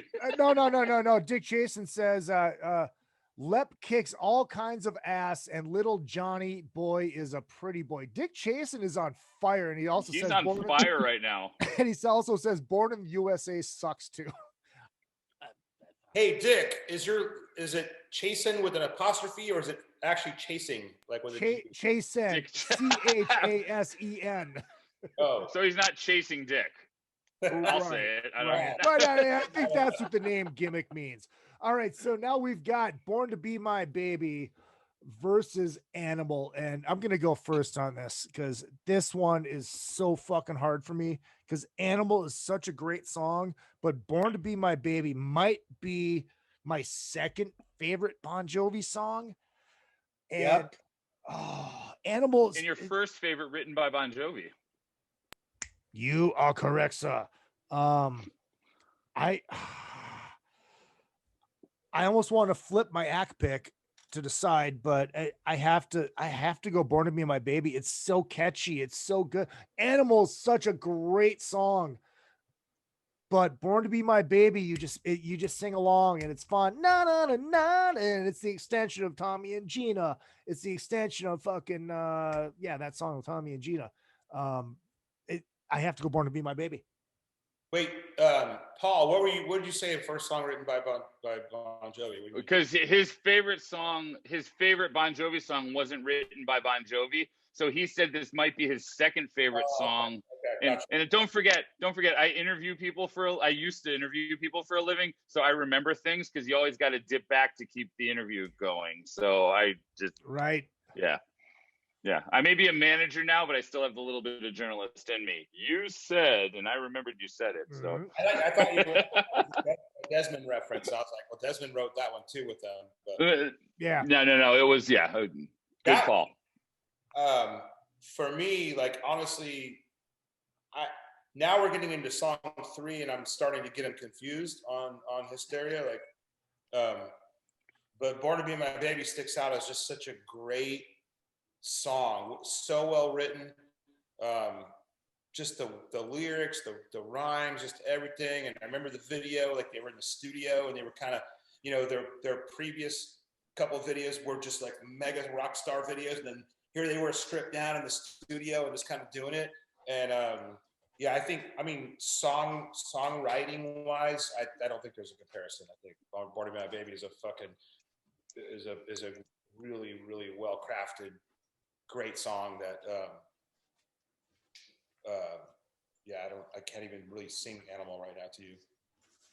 And I'll pick up right there because I will say this: Women, Rocket, Animal's probably my favorite of the 3.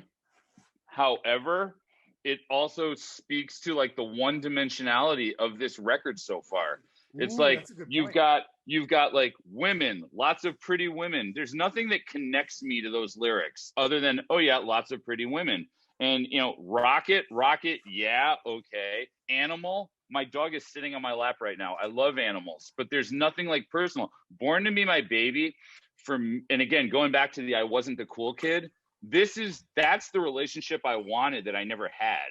And it was like that when you hear Bon Jovi singing, he spoke to you like, yep. This is what I want to attain. And you know what? It's like, I had a girlfriend at the time, and that whole line, like 2 kids hitching down the road of life. Yeah.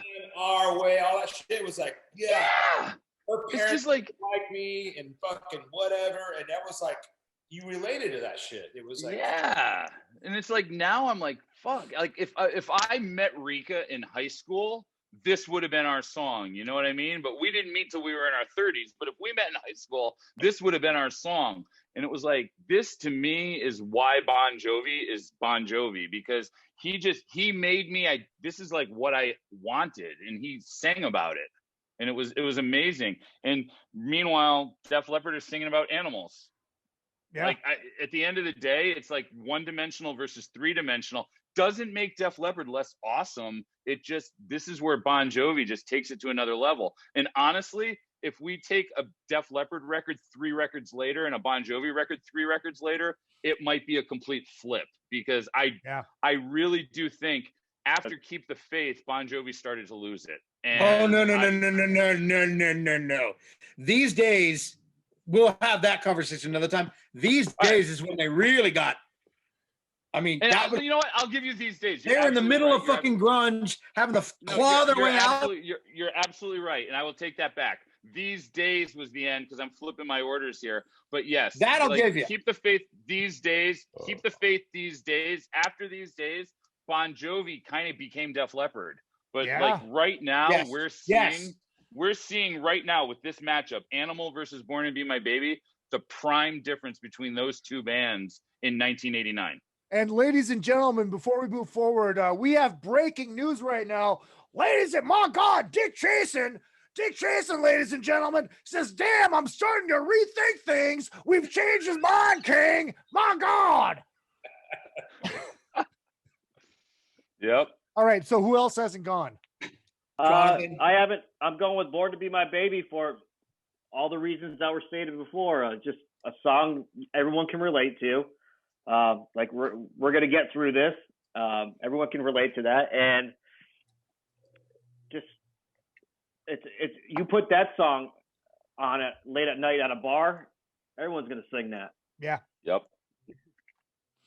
All right, I'm jumping in. The bars late at night anymore, dude. Yeah, right. Exactly. Back in the day. We're not allowed to go to Production on Animal is fantastic. I think it's a great song, but it doesn't. There's no way it touches fucking "Born to Be My Baby." Yeah. I mean, you're the Nanas. It's classic Desmond Child. Nanas right out of the fucking gate, and the breakdown with that little keyboard thing. David Bryan, fucking come on, forget it. Yeah. Yeah. That wins. Like Paul said, you want to talk about three-dimensional. That's when it gets you in the gut, which leads us into the next one. Yeah. Well, hold on. Going back to the chat again. This is why I love having the live chat. Jeffro Lee Roth says, "Animal is about sex." Greg, who's Greg? Why does he think my name is Greg? I don't know. Why does he think I'm Greg? And he also says, Chad is correct about these days. Jennifer says, "Born to Be My Baby." Sledgehammer checking in, a huge supporter of the show. You think Bon Jovi was a cool guy? Have you ever heard Bob Seger? Oh yeah, that's kind of the point. Yeah, exactly. Thanks for agreeing with us. Thanks, exactly. And John would go, "Thank you very much," because if I could be Bob Seger, I'm dialed in for the rest of career. Yes, exactly. All right. Hey, Kid Rock's still trying to be Bob Seger, for God's sake. So should I change my Zoom name to Greg? Is that like that would be glorious? Yes. Oh, that is worth a Pat Fontaine laugh. Let me find the drop. All right. Now we go on to track number 4, "Living in Sin" versus "Love Bites." This is a tough one. This is a really tough the hardest one. Oh, I don't know about that. This honestly, it is the perfect matchup, and I don't want to go first because I want somebody. Jeremy, else you want to go first, or Jonathan? Who wants to go first? I want somebody else to rip the scab off of this one. Yeah, I almost want to I want to force Jonathan to go first because you know what? You haven't gone first yet. Jonathan, go first. It's you, baby. Yeah, this one was a tough one for me, real tough. But I think what put me one way more than the other is, and it probably shouldn't be, it's just because I've heard "Love Bites" so many fucking times. And when I went back and listened to both records the other day, I was like, oh, "Living in Sin," what a great song. And I haven't heard it in so long. And I remember the video getting banned when I was a kid. And I was so bummed about that. Yeah, that's right. That's right. Yeah. Jeremy, where are you at on this one? So you're "Living in Sin," right, John? Yeah, "Living in Sin." I mean, again, when this record came out, I was in high school and I was in a high school relationship, and they touched on all the things, and "Living in Sin" was kind of the lyrically, like it made you feel like, man, somebody understands what we're going through. "Love Bites," I don't even know what that means. I wasn't a big fan of the Judas Priest version either. I just so, I mean, I just don't know that I want to use "Love Bites" in a song. Yeah. But "Living in Sin" was a powerful message. Like, it really, it addressed a very real issue that in 1989 existed. And it was kind of like it was a love song. And it was like, now, like, I know we keep going back and forth. I mean, maybe that was just a California thing or an America thing. No, but it was an Ohio thing for sure. But yeah, I love like we were living that moment when that shit came out. Yeah, and I love the fact that you had the California thing because you're the West Coast representation for an East Coast band. Because John and I were both East Coasters. He was Massachusetts, I was Connecticut. We've got Ohio, we've got Minnesota with Chad and Izzy, and you were the West Coast. So it's actually really awesome to be able to realize that what John and I felt in the Northeast, you felt in the literally in the Southwest. You In like Southern in California, yeah. you felt the same thing as far apart as you could get. Nothing was more divergent than California and New York, and you felt the same thing we felt. And I was starting to feel this a little bit at this point because I looked the nerd, I was the nerd, but I was dating at this point, and I was the metal guy with like the not cool haircut. And I was dating the girls from the preppy school, and their dad didn't like me because I liked Metallica and I liked Bon Jovi. And it's like, so like the Living in Sin resonated. Like, again, and I hate to keep going back to this, but it's Love Bites is just, it's got no dimension to it. It's just flat. Like Living in Sin, we can all relate to. And it's the difference between writing something that comes to life because we lived it versus just being a cartoon on pages. And that's kind of where I felt with this too. And it's Living in Sin for me. And I love Love Bites. I will never turn that off when it's on the radio, but it's Living in Sin for me also. All right, I'm going to bridge the gap on this. So I was dating this girl whose mom was a very religious person, and we were not allowed to be together. So Living in Sin was like the song. But then she broke up with me because it just got too hard for her to deal with. So Love Bites then became my track. So this is very tough for me. I'm very much on the fence. However, I'm going with John, Richie, Desmond. Yep. I just thought of this. I didn't think of this before, but and it might be super lame. I don't want this to be the sound bite that you remember me by. But like Love Bites is like ear candy, and Living in Sin is like soul candy. No, you're right. You're 100% right. That is because they're both fantastic songs, but Living in Sin gets you. It's that punch in the gut. Yeah, you just nailed it, Jeremy. You just nailed it. Spot You on. want that to be the sound bite. Yeah, for sure. Actually, if that is the sound bite, I'm fucking happy with it. I mean, good for you. Personally, go ahead. What were you saying? Oh, Jeremy, I talked over you. I'm sorry. No, that's it. Oh, okay. Like personally, You did mic drop. Yeah. See, I don't have a mic, but I do have a great white inflatable shark. So I do the shark drop. So what a great merch idea! How did they ever think of that? Right. Like for me, being the lonesome loser that I am, I have a very special place in my heart for ballads, and Love Bites reminds me about what sucks about being alone, but Living in Sin is that's the relationship that I want so desperately, and I have to go with Jovi again. I have to. But Izzy, in Minnesota, Wisconsin, like Love Bites was on the radio every. Oh yeah. I'm sure because it was the same thing in Ohio. But every 2 minutes, you couldn't escape it. But Chad, this is the great thing about Rockin' 101 is they were playing Living in Sin as well.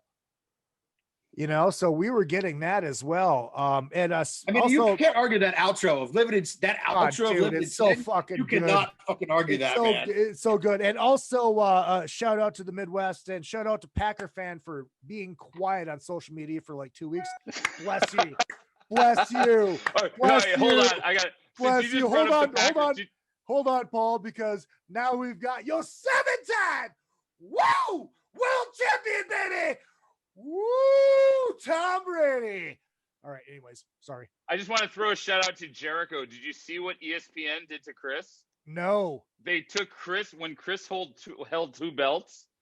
They took the picture of Chris with the one belt over each shoulder, and they photoshopped Aaron Rodgers on his head and put another belt around his waist. And Chris Instagrammed the other day, he's like, I love you, Aaron, but you know what? That's my body. And it literally, it's Chris's body with it. It's his arms. It's everything. It's like, one of the best things I saw today was it was a picture of Brady with his first Super Bowl ring. And he goes, hey, look, I'm Aaron Rodgers. Because he's only got one. I saw that today. It was funny. Gold. fucking gold. All right, so is everybody gone? Did we miss anybody? We're already gone, and I just for the record, this has never happened before in the history of your show. We have just gone 3 songs in a row with one of the greatest records, with one of the greatest records in modern rock history, not getting a single vote. Oof. Like literally, it is 15-0, 3 songs in a row. Wow. So like this after we are not at the end of side 1 yet, but literally that is literally how. And again, Hysteria is an amazing record. Yes. But it was 5-0, 5-0, 5-0. And I'm going to go out on a limb and guess it stays 5-0 after the next round. That's going to be my prediction. This is, I think this Bon Jovi song. Oh yeah, you might be right. It's Blood on Blood versus Sugar. Yeah. Okay. And Blood on Blood. I'm not. Before I go, I'm gonna let everybody else go. But this is like, Blood on Blood is like the most Springsteen song of Jovi to me. You know. And here's the thing: I hated this song when the record came out. I hated it because it was so fucking super Springsteen-y. But now, man, fuck. My the hair on my arms is standing up right now, just like thinking about the song, because he nailed in 1988 or 89, whatever year this was, John nailed what we would all be thinking in 2020, where he fast forwards and he goes, now my friend's a medicine man, my friend's this, and me, I'm just a singer. And like when John and I were at Hartford Civic Center on different sides of the arena, we lost our shit when he said this line, because when he says this line live to this day, it's one of the transcendent moments in a Bon Jovi show. In me, I'm just a singer in a long-haired rock and roll band. Yeah. But it's like all of our he had a identity, crystal ball. Oh, he stops it. He stops the show and does it. It's just literally, it's like this right here is the moment where everything we ever believed in as teenagers and we still believe in as adults, this song epitomizes. And I'll go out on a limb and I will say this is the best song on both. Take the 2 records. This is the best song on both albums. This is the #1 song for me. So Blood on Blood for me. After that, he said, I think, I forget, but maybe one of you guys knows, but when he said, me, I'm just a singer in a long hair rock and roll band, and everything stopped, and he said something like, and I made it, or something. And it was just like, holy shit. Something like that. He just said something that wasn't in the song that like just fucking took it down. But yeah, John definitely saw my future, because I was 10 years old that show. I brought my best friend Gardner at the time, and he's a really successful real estate guy in New York City. And I'm a long hair guy in a band. Did you bring your best friend Gardner, or did you bring your best friend's Gardner? I brought my best friend Gardner at the time. All right, Jeremy, where are you at on this? I feel like Pour Some Sugar on Me was obviously the biggest fucking song of all time, right? Or that biggest song. Pretty much. It was a game changer for Def Leppard. It was a game changer for. But aside from You Give Love a Bad Name, yes. Yeah, right. Song, pound for pound, I mean, Blood on Blood is just it just means more, I guess, and yeah, especially all these years later, looking back on it retrospectively, that's a song that you would choose to hear and reflect versus Pour Some Sugar on Me, which not to take away from that song or the success of that song, but you've heard that song so many times, and there's nothing more. You're not going to get anything more out of that song ever again. But if you listen to Blood on Blood right now, you're going to be like, fuck, yeah, I remember that. Oh, yeah, that means, oh, yeah, he's right. And I just feel like in the standing the test of time, I think Blood on Blood's going to have a long shelf-life in that sense. I mean, not in spins-wise and sales-wise, there's no comparison, but like, song-wise. And again, it goes back to Pour Some Sugar on Me bought houses for every member of the band. Yeah. Houses, yachts. Yachts. Yeah. Chalets. Yeah. It's the difference between one lump or two, or I'm just the singer in a long-haired rock and roll band. Right. Well, that's the difference right there. It is. That's the difference right there. Well, And I'm going to do this. Hey, it's like this. It's like don't. Sorry, Jonathan. Go. That's right. I was saying, what's that line too? One of the best rock and roll lines there. We each threw in a 10, took us to a cheap motel, turned us into men. Yeah. Oh yeah. That's some rock and roll right there. There it is, dude. And you know what? None of us can relate to that because very few people, like, how many of us ever, well, oh yeah, we paid a hooker, blah, blah, blah, like to lose our virginity. However, we could all relate to that. Like you can't relate to it, but you could relate to it at the same time. And that's the poetic genius that just carries through. I tell you what, worst, it was an option. Hey, right. Yeah, right. Worst came to worst, it was an option. It was an option. I tell you what, I am going to make an argument for Pour Some Sugar on Me. Obviously you can't deny what it did. You can't deny what it did for the album, because that song made that album. If that song had not been released as a single, we're not having this conversation right now at all. Bartending at the Press Bar in St. Cloud in the early 2000s, Sunday nights, I started to do 80s night, and I was bartending and DJing at the same time because it wasn't packed enough where, I needed somebody else to do it. But I always had a run of songs where it would go Tough American Hair Band into Talk Dirty to Me because of that riff at the end leading into Talk Dirty to Me, and then Pour Some Sugar on Me. And Pour Some Sugar on Me always got people out on the dance floor.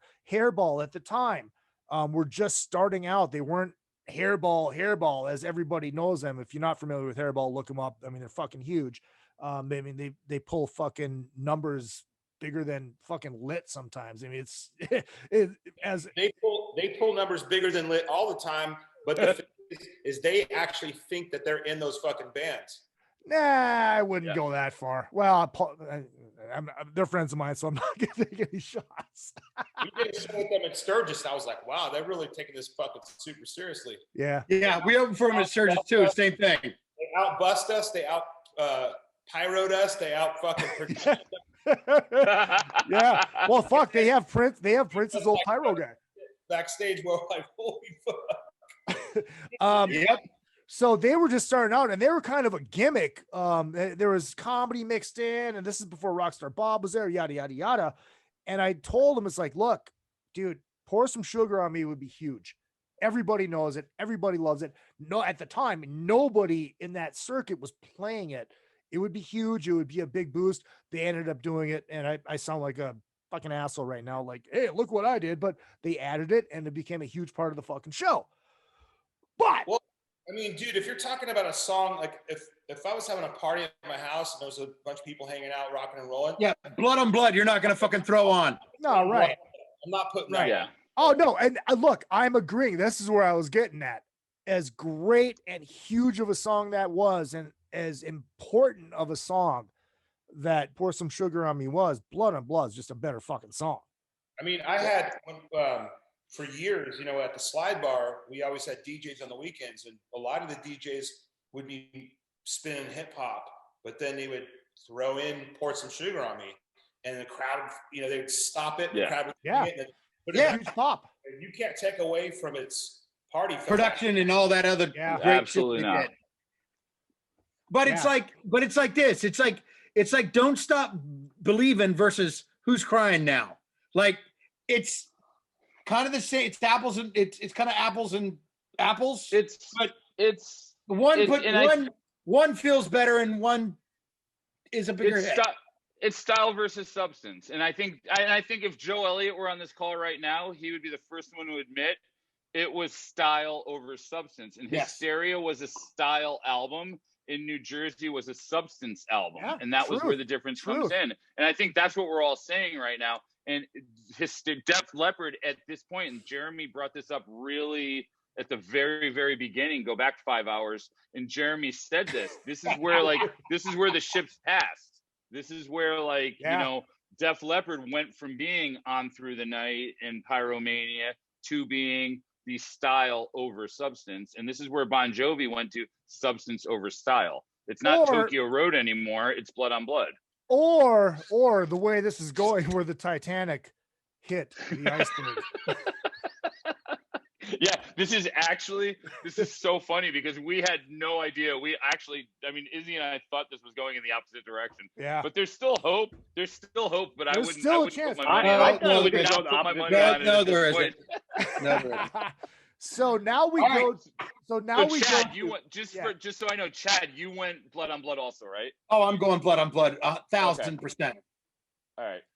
So now we got Homebound Train versus Armageddon It. No, we don't have it. Again, it's Homebound Train. Let's just move on. I'm just gonna say this. I have never been. It's Richie Sambora. It's Richie Sambora at his like guitar. That kind of guitar playing thing is, and I think Jonathan will agree with me. That whole thing is his kind of best deal. Yeah, he's ripping hard on that verse. I know, dude. Come on. Yeah. And I also think, what really stands out on that we haven't talked about is Tico.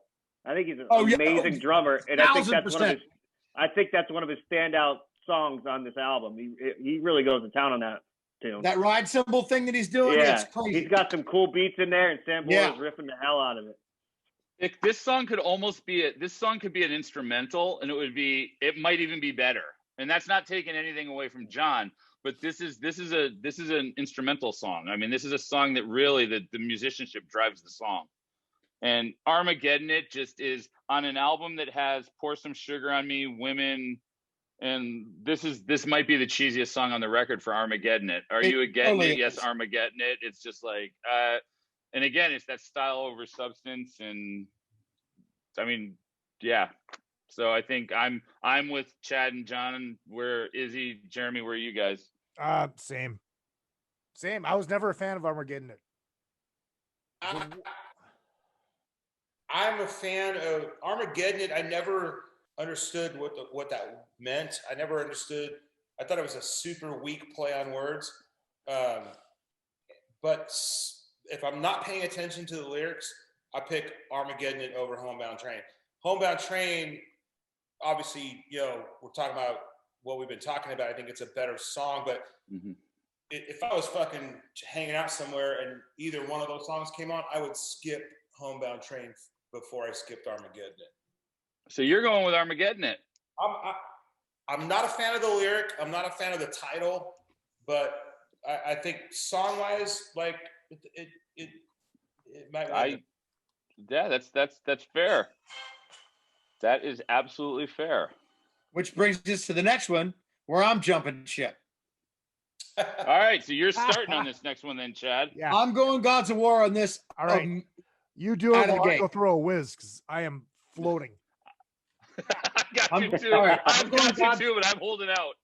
I'm going Gods of War on this for a couple different reasons. I like Wild as a Wind, but if you're gonna pick a kind of middle of the road, like yeah, it's not the strong. It's probably the weakest song. Well, yeah, actually, it probably is the weakest song on this record as I'm looking at the track listing. And Gods of War, actually, if we're going to talk substance, which we have been, substance winning out over, just pretty melody lines, I'm going with Gods of War on this one. And I'm going to agree with you completely on this one. Gods of War is my favorite song on the album. It's in hand, so I'm picking Gods of War, where I'm agreeing with you. And here's the thing: the interesting thing about the Bon Jovi record at this point, everyone knows how much I love Bon Jovi. Wild as the Wind, Ride Cowboy Ride, Stick to Your Guns. Right here, this trio of songs basically told us Blaze of Glory was coming up next. And that was like literally, this was his I Want to Be a Cowboy. Right. And we should have known even Young said, Guns so too. you want to be a cowboy in the lyric. You want to be a cowboy. Like these three songs coming up were like, for me, it's the John wants to be a cowboy instead of being Bruce Springsteen. And I'm like, Gods of War was like, Gods of War to me was what Def Leppard could have been if Pyromania, if they literally just skipped the beginning and just went into, now you got Armageddon It, so you got a reference to Armageddon. You've got Gods of War. Like, you've got a whole idea of what Def Leppard could have been if it wasn't Pour Some Sugar on Me, and Animal. And I think Gods of War, like I said, this is my blood on blood on this record for Def Leppard, and I'm going Gods of War.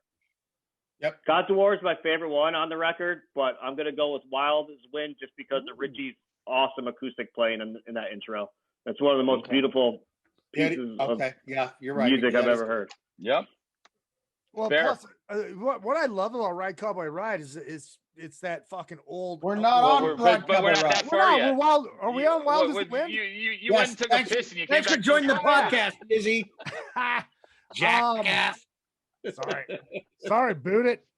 Yeah, I think I have to go. Wild Gods as the of War Wind. as well. It's Wild as the Wild Wind. as the versus Wind, Gods of which War. is which I do love. Wild as the Wind. Gods of War is probably one of my favorite tracks on that record. So It's I have the to epic go, one. Yeah, I have to go Gods of War. All right. I'm with y'all on this one. Gods of War, like you touched on, Paul. It's again another closest thing to Pyromania and furthest from Pour Some Sugar on Me, and yeah, that's one I wouldn't change the channel on. Yeah, exactly.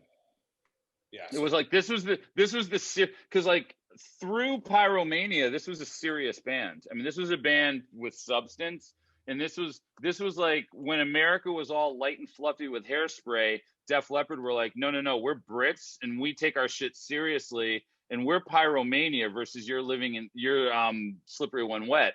And this song was like a throwback to like serious.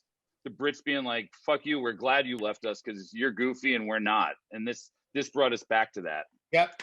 And looking at the chat room, it is Gods of War down the line. Jeffro Lee Roth also says Richie's hot staccato, such great riffage. Go Jeffro. Oh yeah. All right, so now we move on. Has anyone called me anything other than Paul lately? Because yeah, you're Greg. Now, Greg. Now we got Ride Cowboy Ride. Yes. Versus Don't Shoot Shotgun.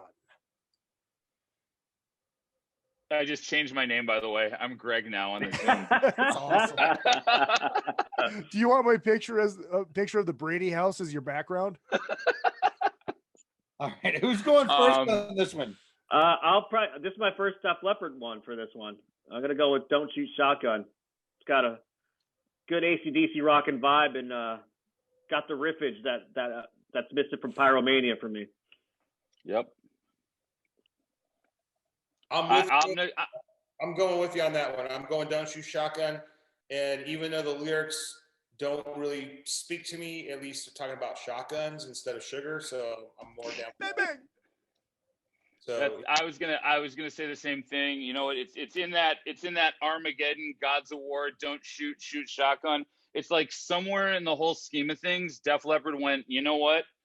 Let's make side 2 the sequel to Pyromania. And it's like all of a sudden they got a little bit more substantial.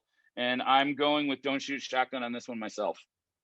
I am going to say this. I love Ride Cowboy Ride, but it's a minute 25 and it's almost like just a precursor intro almost to Stick to Your Guns.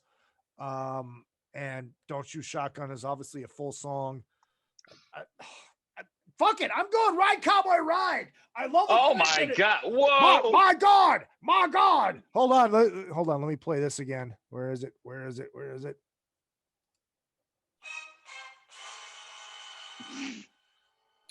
All right.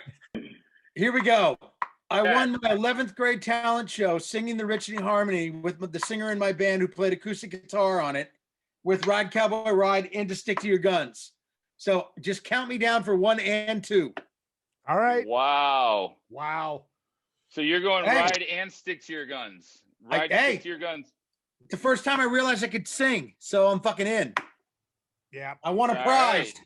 And you know what? Just put me down for the exact same things, because now we got Stick to Your Guns versus Run Riot which is Run a Riot, a very fucking horrible song. very forgettable song, and Stick to Your Guns is a fucking great song. So I'm going Bon Jovi on this one as well. I'm going Bon Jovi as well. Again, I think Richie is nailing it with the acoustics on that song too. Yeah. A lot of great acoustic work on New Jersey. You know what? Before Jeremy has a chance to go, I'll be the voice of dissent right now. Run Riot, to me, there's something vintage. There's vintage Def Leppard running through Run Riot for me. And I like Stick to Your Guns, but there's a lot of Def Leppard I liked, and I went with Bon Jovi before. Run Riot, to me, is, again, the second half of this Def Leppard, a completely different album than the first half of this Def Leppard record. And I think Run Riot is like, if you took the feel of the first three Def Leppard records and you went glossy, this is the song that gets that gloss over without being cheesy. Whereas Women and Animal were just a little cheesy to me. I'm actually going to give this one to Run Riot. I'll be the guy that goes Run Riot. Ooh. Jeremy? Hold on. Are you flipping a Jeremy's coin? tallying. Jeremy's got to go back and listen to these songs. I'm gonna be honest with you. I didn't fucking buy Hysteria because everything I heard from it, single wise and video wise on MTV, was already out. Didn't make me want to buy it. Ooh, interesting. And I bought the shit out of everything before that, so not really super familiar with Run Riot. And I mean, now that I'm listening to it, of course I know it, but like, I don't know. Now we're getting into some deep cuts, and I think Stick to Your Guns kind of has that "I'll be there for you" sort of vibe, and it has that sort of thing that we loved about that record and that kind of that time. And so, man, I don't know. This one, come back to me. Could I be the tiebreaker on this, maybe? Or Yeah, go for it. There's no tiebreaker because it's 3-1. You're the last person. I picked Run Riot, and here's the thing: for me, Run Riot, it sticks. It's just kind of like it sticks to your bones without being super cheesy. It sticks to your guns, yeah. Jeffro says, "Run Riot is summertime blues on synthroids." Izzy, that's kind of funny. Yeah. Do me a favor, email me, text me a link. It's direct link so I can send it to somebody. Somebody asked me if there's a link. Oh yeah, do it right now. Yeah. Oh, yeah, very well. Just text it to me. Yeah, text it to me. Yeah, so Jeremy, you're going Stick to Your Guns, right? I'm going Stick to Your Guns. Okay. All right, so go ahead. I'm 50-50 on this one. You're a draw on this? Be a tie? Sure. I don't have a dog. We'll give you a 1.5. We'll give you a 1.5 to a 3.5 on this one. Okay. That's fine. Feel good about that. All right, now we have the Battle of the Ballads. Yes. This is it. This one's a motherfucker. This is a motherfucker.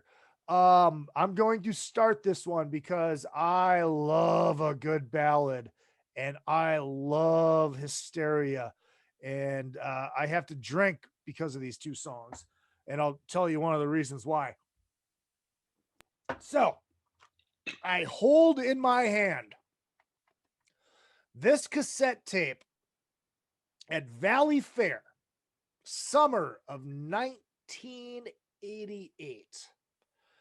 Is myself and my friend Locke singing Bon Jovi's "I'll Be There for You" at the recording booth at Valley Fair in Minnesota. Locke brought this cassette, his copy of this cassette, to school the next year and played it in our English class and started it at my point, and I sang the second verse and I did the Richie scream on it. And so this song has haunted me my entire life as much as I love it. But I think Hysteria, that guitar tone to me screams Def Leppard. That song is so well written.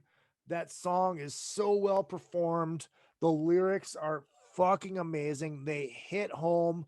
They hit me right in the fucking gut where all my whiskey goes. I have to go Hysteria. I'm going. I'll be there for you. I'm a huge sucker for ballads. In the '80s, man, I couldn't wait to hear the ballad on every record. I'm in love with ballads. I'm the same way. And I just think it's a 10 out of 10 for a ballad. It's got perfect lyrics, perfect guitar solo. Richie's work on the verses, his little fills he's doing, so tasty and perfect. And that scream that John does in the middle of the song, it's fucking takes it into outer space. Just makes the hair on my arm stand up every time. So I'm going. I'll be there for you. I'm going there too. AJ and I used to sing this song together when we would pull the acoustic out in front, when we were kids, and if there was a campfire in Orange County, California, which there wasn't, it was probably just a trash can and a fucking we would, and I would have to do all those High Richie parts too. But you can't fucking beat. I mean, the lyrics in that fucking chorus. There's just no comparison. I mean, "I'll Be There for You" is just one of those songs that I think every songwriter that was alive in the '80s wishes they wrote that song, because it's just a perfectly written song. I mean, it's fucking awesome. I'll say this about it, and I'm still don't know what direction I'm going to go, but I will say this. I do know what direction I'm going to go. I'm going to go with "I'll Be There for You" for exactly the reason Jeremy just said. It is really a perfectly written song. However, if you start to look at like bands from this era and the ballads that they wrote, I feel like "I'll Be There for You" is a little bit, it's almost too derivative for what the rest of this album is for Bon Jovi, because the songs, like we've been talking about substance for so long with this record, and John like tapped into another level on stuff like this. And after you hear a song like "Blood on Blood," like "I'll Be There for You" is almost a little derivative, and it could almost just be a White Lion song at that point. You know what I mean? It's like, I love White Lion. That's not a knock. I'm just saying, Hysteria is also, there's kind of a universalness to Hysteria that I love. And if there was ever a place where I pulled the Jeremy Popoff and I went a tie, split it between the two, this would be the place I did it, because I really do. And you know what? In honor of Jeremy's tie, I think I'm going to go with a tie on this one, because I think Hysteria is the song that I think it's a little bit larger than Def Leppard at this point in the album. And I think this is like, again, I feel like if you're looking at, if the first side of Hysteria was what the second side is, I don't think we would have had a 20-0 run for Bon Jovi on side one. Right. And I think, you know what? I'm going to go one step further. I'm giving this one to Hysteria. I'm not even going to go half. I'm giving this one to Hysteria. Look, this is I'm going with Izzy. I'm going with Izzy. I'm giving this to Hysteria. As good of a song as "I'll Be There for You" is, it is dripping with fucking cheese. Hysteria is a cheese curd, well-rounded. Oh, I'm so gonna mouth fuck you right now. Into deliciousness. Oh my God! All right. So it's about to get really ugly. First of all, you're an idiot. It took you this long to figure that out. We've been in the band together for how long? I'm gonna start with this. Hysteria is one of my favorite Def Leppard songs of all time ever, hands down. I'm with Paul. I think this is one of their best. When I hear that, and with you is when I hear that guitar at the beginning, it just screams Def Leppard to me. Like, I know that it's a transcendental thing. Like, this is one of the legacy songs. Okay. Yeah. But you want to go with that fucking harmony guitar solo right out of the gate with fucking "I'll Be There for You," and then add Richie's fucking vocal during the verse. In the bridge. How about the bridge? Right. When he's like, you know, didn't mean to miss your birthday, baby. Are you fucking kidding me? But you know what? But here's the thing, honestly, and here's where it gets a little too cheesy for me. Like, you know what? I'm on this with 4 musicians, but I've never missed my girlfriend's birthday. So honestly, like that to me is just like, you're right. So You're absolutely right. So you're one guy. That's the difference, because I never went on tour, and that's where I feel like this is where I didn't mean to miss your birthday, baby. I can't relate to that, because I was the nerdy kid who didn't have a girlfriend, who was like, I would never fucking miss your birthday if you actually gave me the time of day. And that's where, like, for me, but listen to the delivery of the harmony. Not only that, like if you look at it later on, and I'm gonna go fucking here. We'll look at it later on. John opted out of even doing the fucking song live. Richie sang the whole fucking thing. God, and again, it's a Richie song. So if I'm gonna defend Richie through the whole thing, I gotta go with all the. I don't blame you. And you know what? This is why I said this is like literally. I'm so on the fence, and on any given moment, I can switch back and forth. I think I'm gonna stick with Hysteria. That's it. Oh wait. Yeah, Richie doing it. Fuck yeah. That's what I'm talking about. Yeah, it's on this too, and it's not good. All right. I'm backing my boy Sambora. It hurts. I'm backing my boy Sambora. I'm going for I'll Be There For You. I will say this: Hysteria, best song on that record for sure. Yeah, you're absolutely right. I'm not taking anything away from the song. It's one of my favorite Def Leppard songs, but I gotta go with "I'll Be There For You." And for me, it's like a 9.8 versus a 9.7, and I'm gonna give the edge to Def Leppard because this is such a Bon Jovi bloodbath for me. I'm gonna give them Hysteria, and that's basically where I'm at right now. There you go. That's like somebody giving a move. You know, I was like, all right, cool. You can throw this on me for a minute. Yeah. Now we get to the last 2 songs of the albums. We've got Excitable from Hysteria versus 99 in the Shade. That was the worst 99 in the Shade. I have 0 musical ability, and I could have done, like, literally, I sound like Elvis if I were to sing it right now based on what you just did. I didn't say it was going to be good.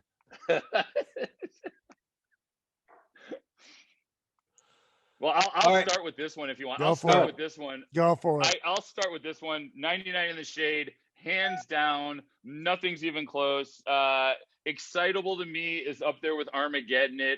I'm just like, are you excitable? Yes, I'm excitable. Yeah. Hey, whatever. You know what? This is just that's the cheese turd to me. I'm going 99. And 99 in the Shade, when you get this deep in the record, that's an awesome song. It really is. Yeah. You're talking 12 songs. And that's your 11th on the album. Like 99 in the Shade is it's a really, really strong song. And I'm going 99. Yeah, same. John? Yeah, I'm going 99 too. It's a feel-good rocker, hanging out with your friends, blasting the radio.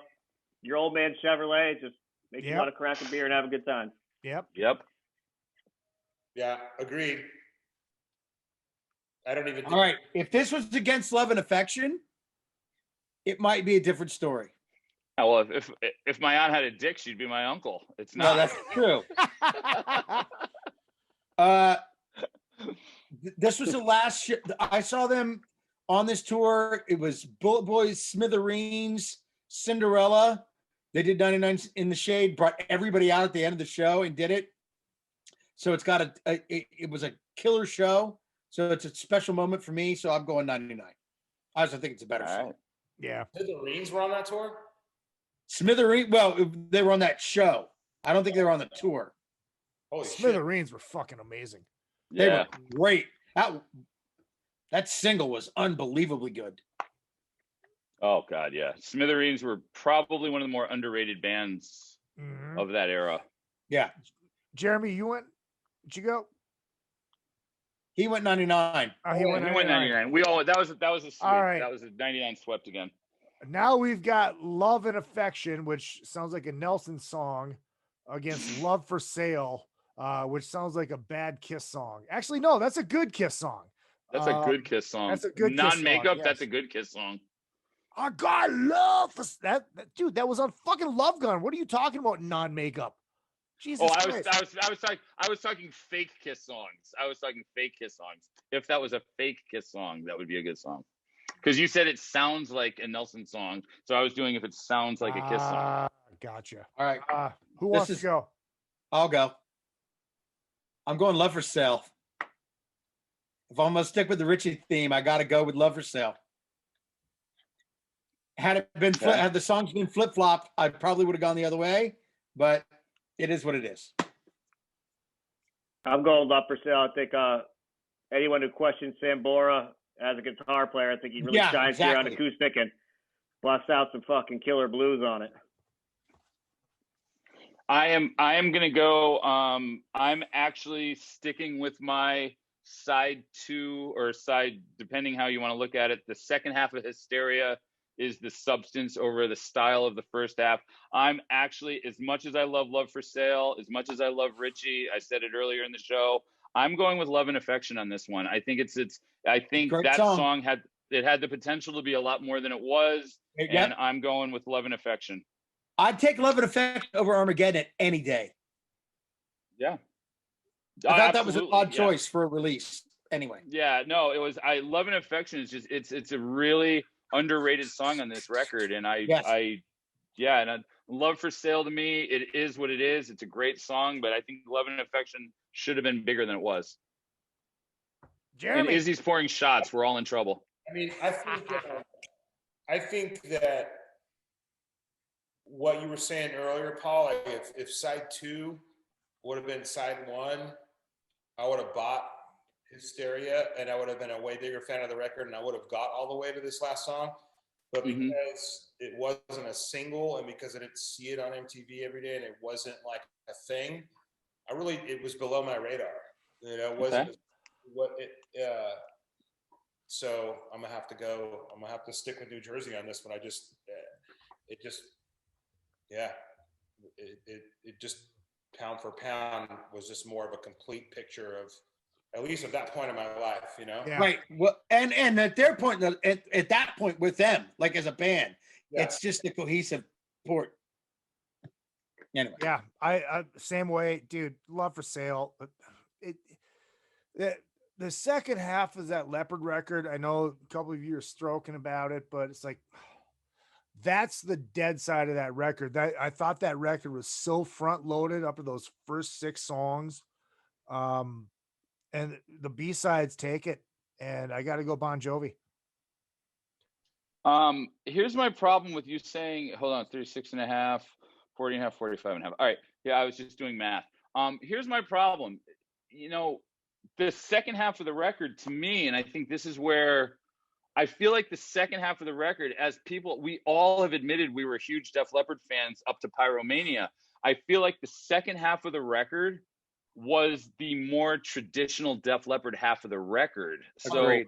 and if you start looking at the songs individually, that had you, like Jeremy just said, if that was flipped and that was side A instead of side B, and it started with Gods of War, if Gods of War opened the record instead of closed the record, I think the entire narrative of who Def Leppard are today would have been completely different, because they would have started epic, and then they would have ended, that second side would have been all fluff, and people would have looked at them completely differently by the time they got to Let's Get Rocked. And because which is all a of that terrible fucking song. No, but my point is, by the time they got to Let's Get Rocked, that was just the ultimate end of the sellout. And it was just nobody had faith in them anymore. And I feel like if side B was side A, we would have been looking at a completely different narrative for Def Leppard. Oh, yeah. Because then you change those matchups too.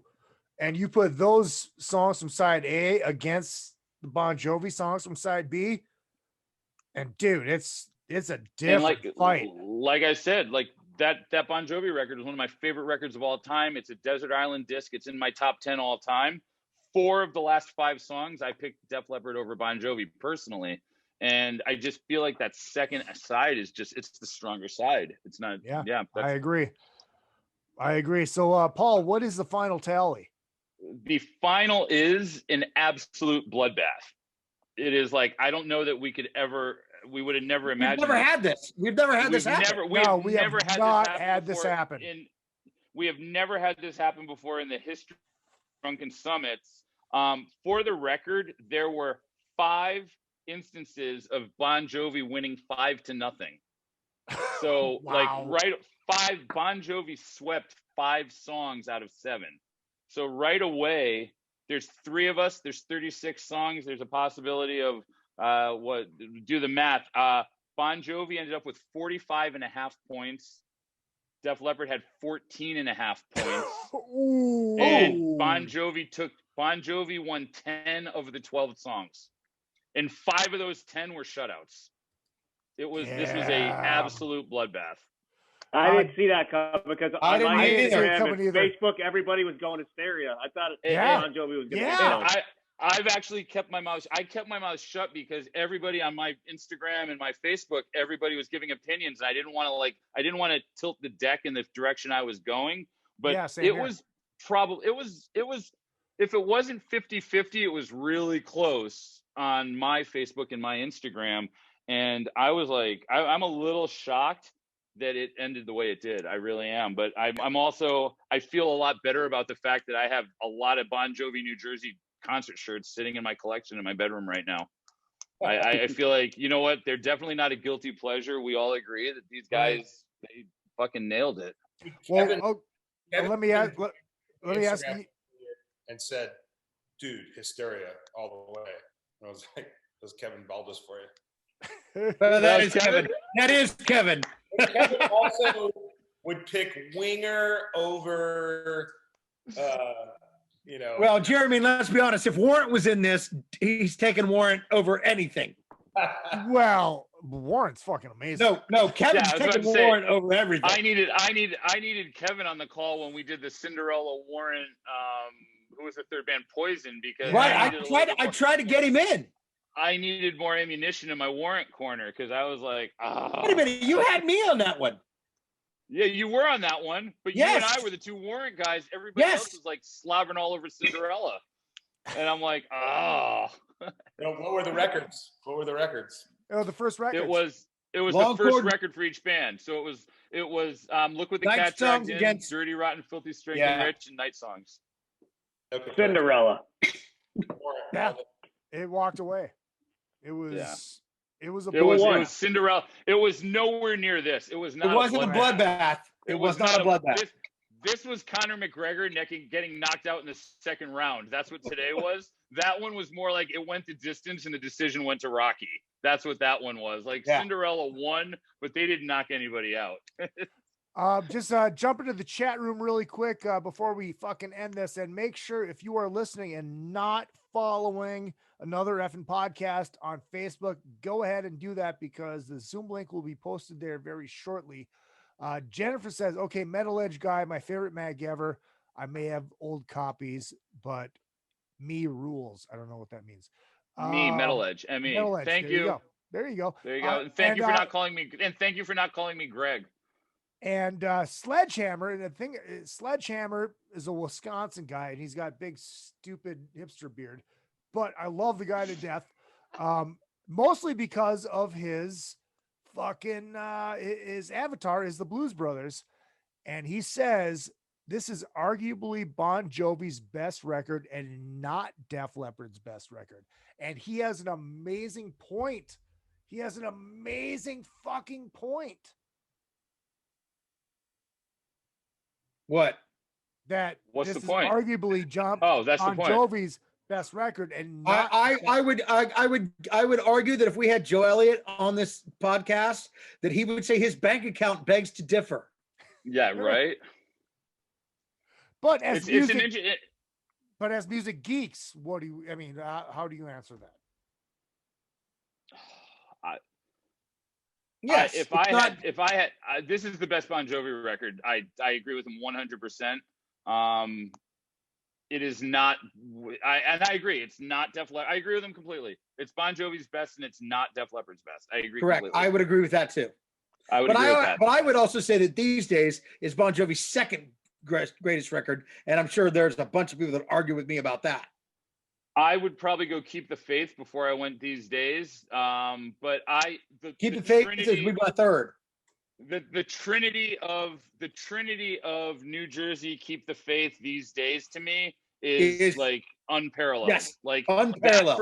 That for Bon Jovi is what Kill 'Em All, Ride the Lightning, yes, Master of Puppets is for Metallica. Yes. Like right there. That's three. what locks me in right there. Yeah, that's absolutely. And All that right, says that says all you need to know about Bon Jovi. We call that our Trinity, and Slippery When Wet isn't in it. Like that tells you all you need to know about Bon Jovi. Wow. All right, so I put Slippery in there instead of These Days. Yeah. Okay. Good. I'll take 78 over fucking Slippery. I fucking love 7800. I bailed after Keep the Faith. Oh, you're crazy. These days, John was up against the fucking ropes. That guy fucking persevered. That album is amazing. I'll have to check it out again. Dude, I wasn't. No, go ahead. Go ahead, finish. I said, I was fucking listening to death metal at the time, so. Well, hey, actually, if you're gonna go compare Bon Jovi to death metal, that's probably the closest comparison. Because he went dark on that one. He went dark. That was my high school death metal phase. And Chad, just to your point, 7800 Fahrenheit is fucking amazing. Always Run to You is so good. Oh, unbelievable. So we'll get good. into that record at some point too. Oh, we will. All right, so let's do this. Let's pimp what we have to pimp. Go ahead and pimp your social media and anything you guys have coming out that you need people to know about. John, Jeremy, go. We're working on a new lit record. It's going to be an old school record sounding with some fresh sauce poured on top, but we're making a rock and roll record circa 20 years ago, and we're super pumped about it. And super bummed today that we got the news about Monsters of Rock. And but us too. We'll be yeah, on me it. too. We'll be on it with all you guys whenever they rebook it, and we're looking forward to that. Yeah, man. Just you can check out Lip Band Official. You can check me out at Jeremy Popoff, and keep in touch. And look forward to seeing you guys out there real soon. You know. And Jeremy, just so you know, if you guys are on in 2022, I do this cruiser jam where I get cruisers and artists playing together, and the theme for the next one is going to be Cheap Trick. So you are more than welcome to jump up and do a song. We'll worry about it when it comes time. Word. Mr. Gargano. Jeremy, I was with Bill Cozy last night at the Rainbow.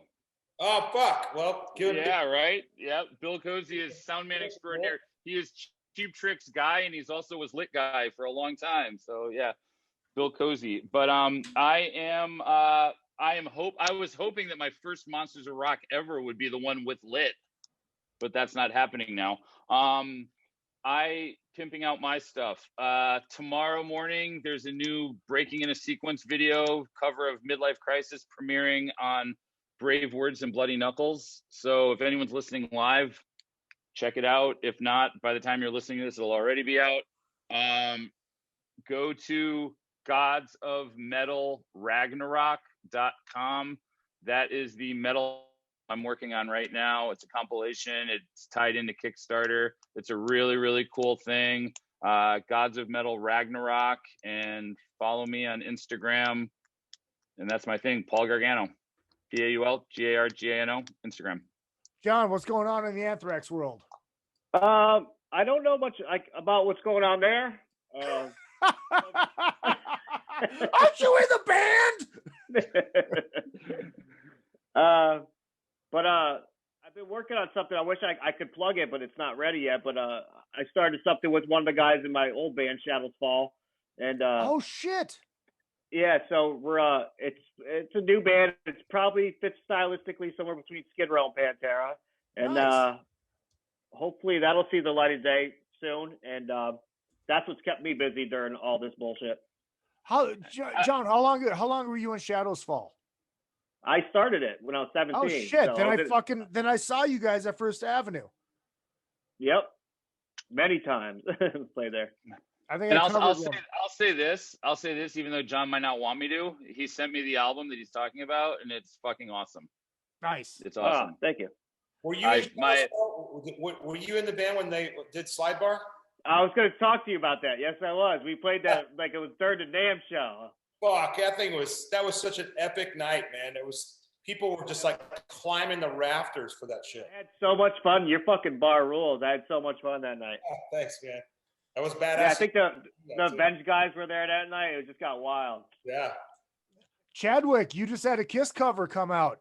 I did in South America, unfortunately, but yes, I was going to tell Jeremy I was down in Orange County last night with Carrie Kelly. The Kiss single came out. It's a band called Turbo Cooper. I sing leads. Carrie plays lead guitar on it. It came out. I'm sure you can find it on the internet somewhere. But the band's called Turbo Cooper. And it came out on Friday. I was just down there yesterday. I did background vocals on the new Night Ranger record, which was a huge thrill for me because they are one of my favorite bands ever. I wanted to be Kelly Keagy since I was a child. So yeah, that was fun. And new Faster record. The single is coming. Ooh, I'm not going to tell you when, but it's coming very soon. Oh, damn it. I thought I was going to have breaking news on this fucking show for once in a while. I got to talk to Paul first. Yeah. We will talk. I get it. We will talk. Get it. I understand. I'm going to hit the outro music, which is for the new guys. It is. Good. I'm literally, I got to run to the little girl's room before we do the Zoom thing or it's going to be ugly. This is the, for the new guys, the outro music is the Black Diamond outro from Kiss Animalize, live uncensored. Hitting the chat. You're singing about as well as you play it. I know. Dick Jason says, rock on, Jeffro and everybody else. Great show. Jennifer says, hey, give your PayPal. That's very, very easy. izzypresley at yahoo.com is your PayPal. Yes, we will be opening up the chat here in just a minute after the show. Make sure you guys go to Facebook and hit up Another Effing Podcast. Hit that follow and hit follow all across the board at Real Izzy Presley. Find out everything that we do. And look, we threw the gauntlet down. Are we doing in 2 weeks? Pyromania versus Slippery? Fucking Slippery When Wet? Yeah. Redemption? Let's do it. Left redemption? I mean, there's no fucking contest there, guys. Well, we'll figure it out. Let's do it. We can argue it. We can argue it. All right, so we'll be back next week. I'll be back next week. It is Another Fucking Podcast. Guys, good to see everybody. And just hold tight. My name is Izzy Presley. Don't forget, what I lack in talent, I make up for in cock.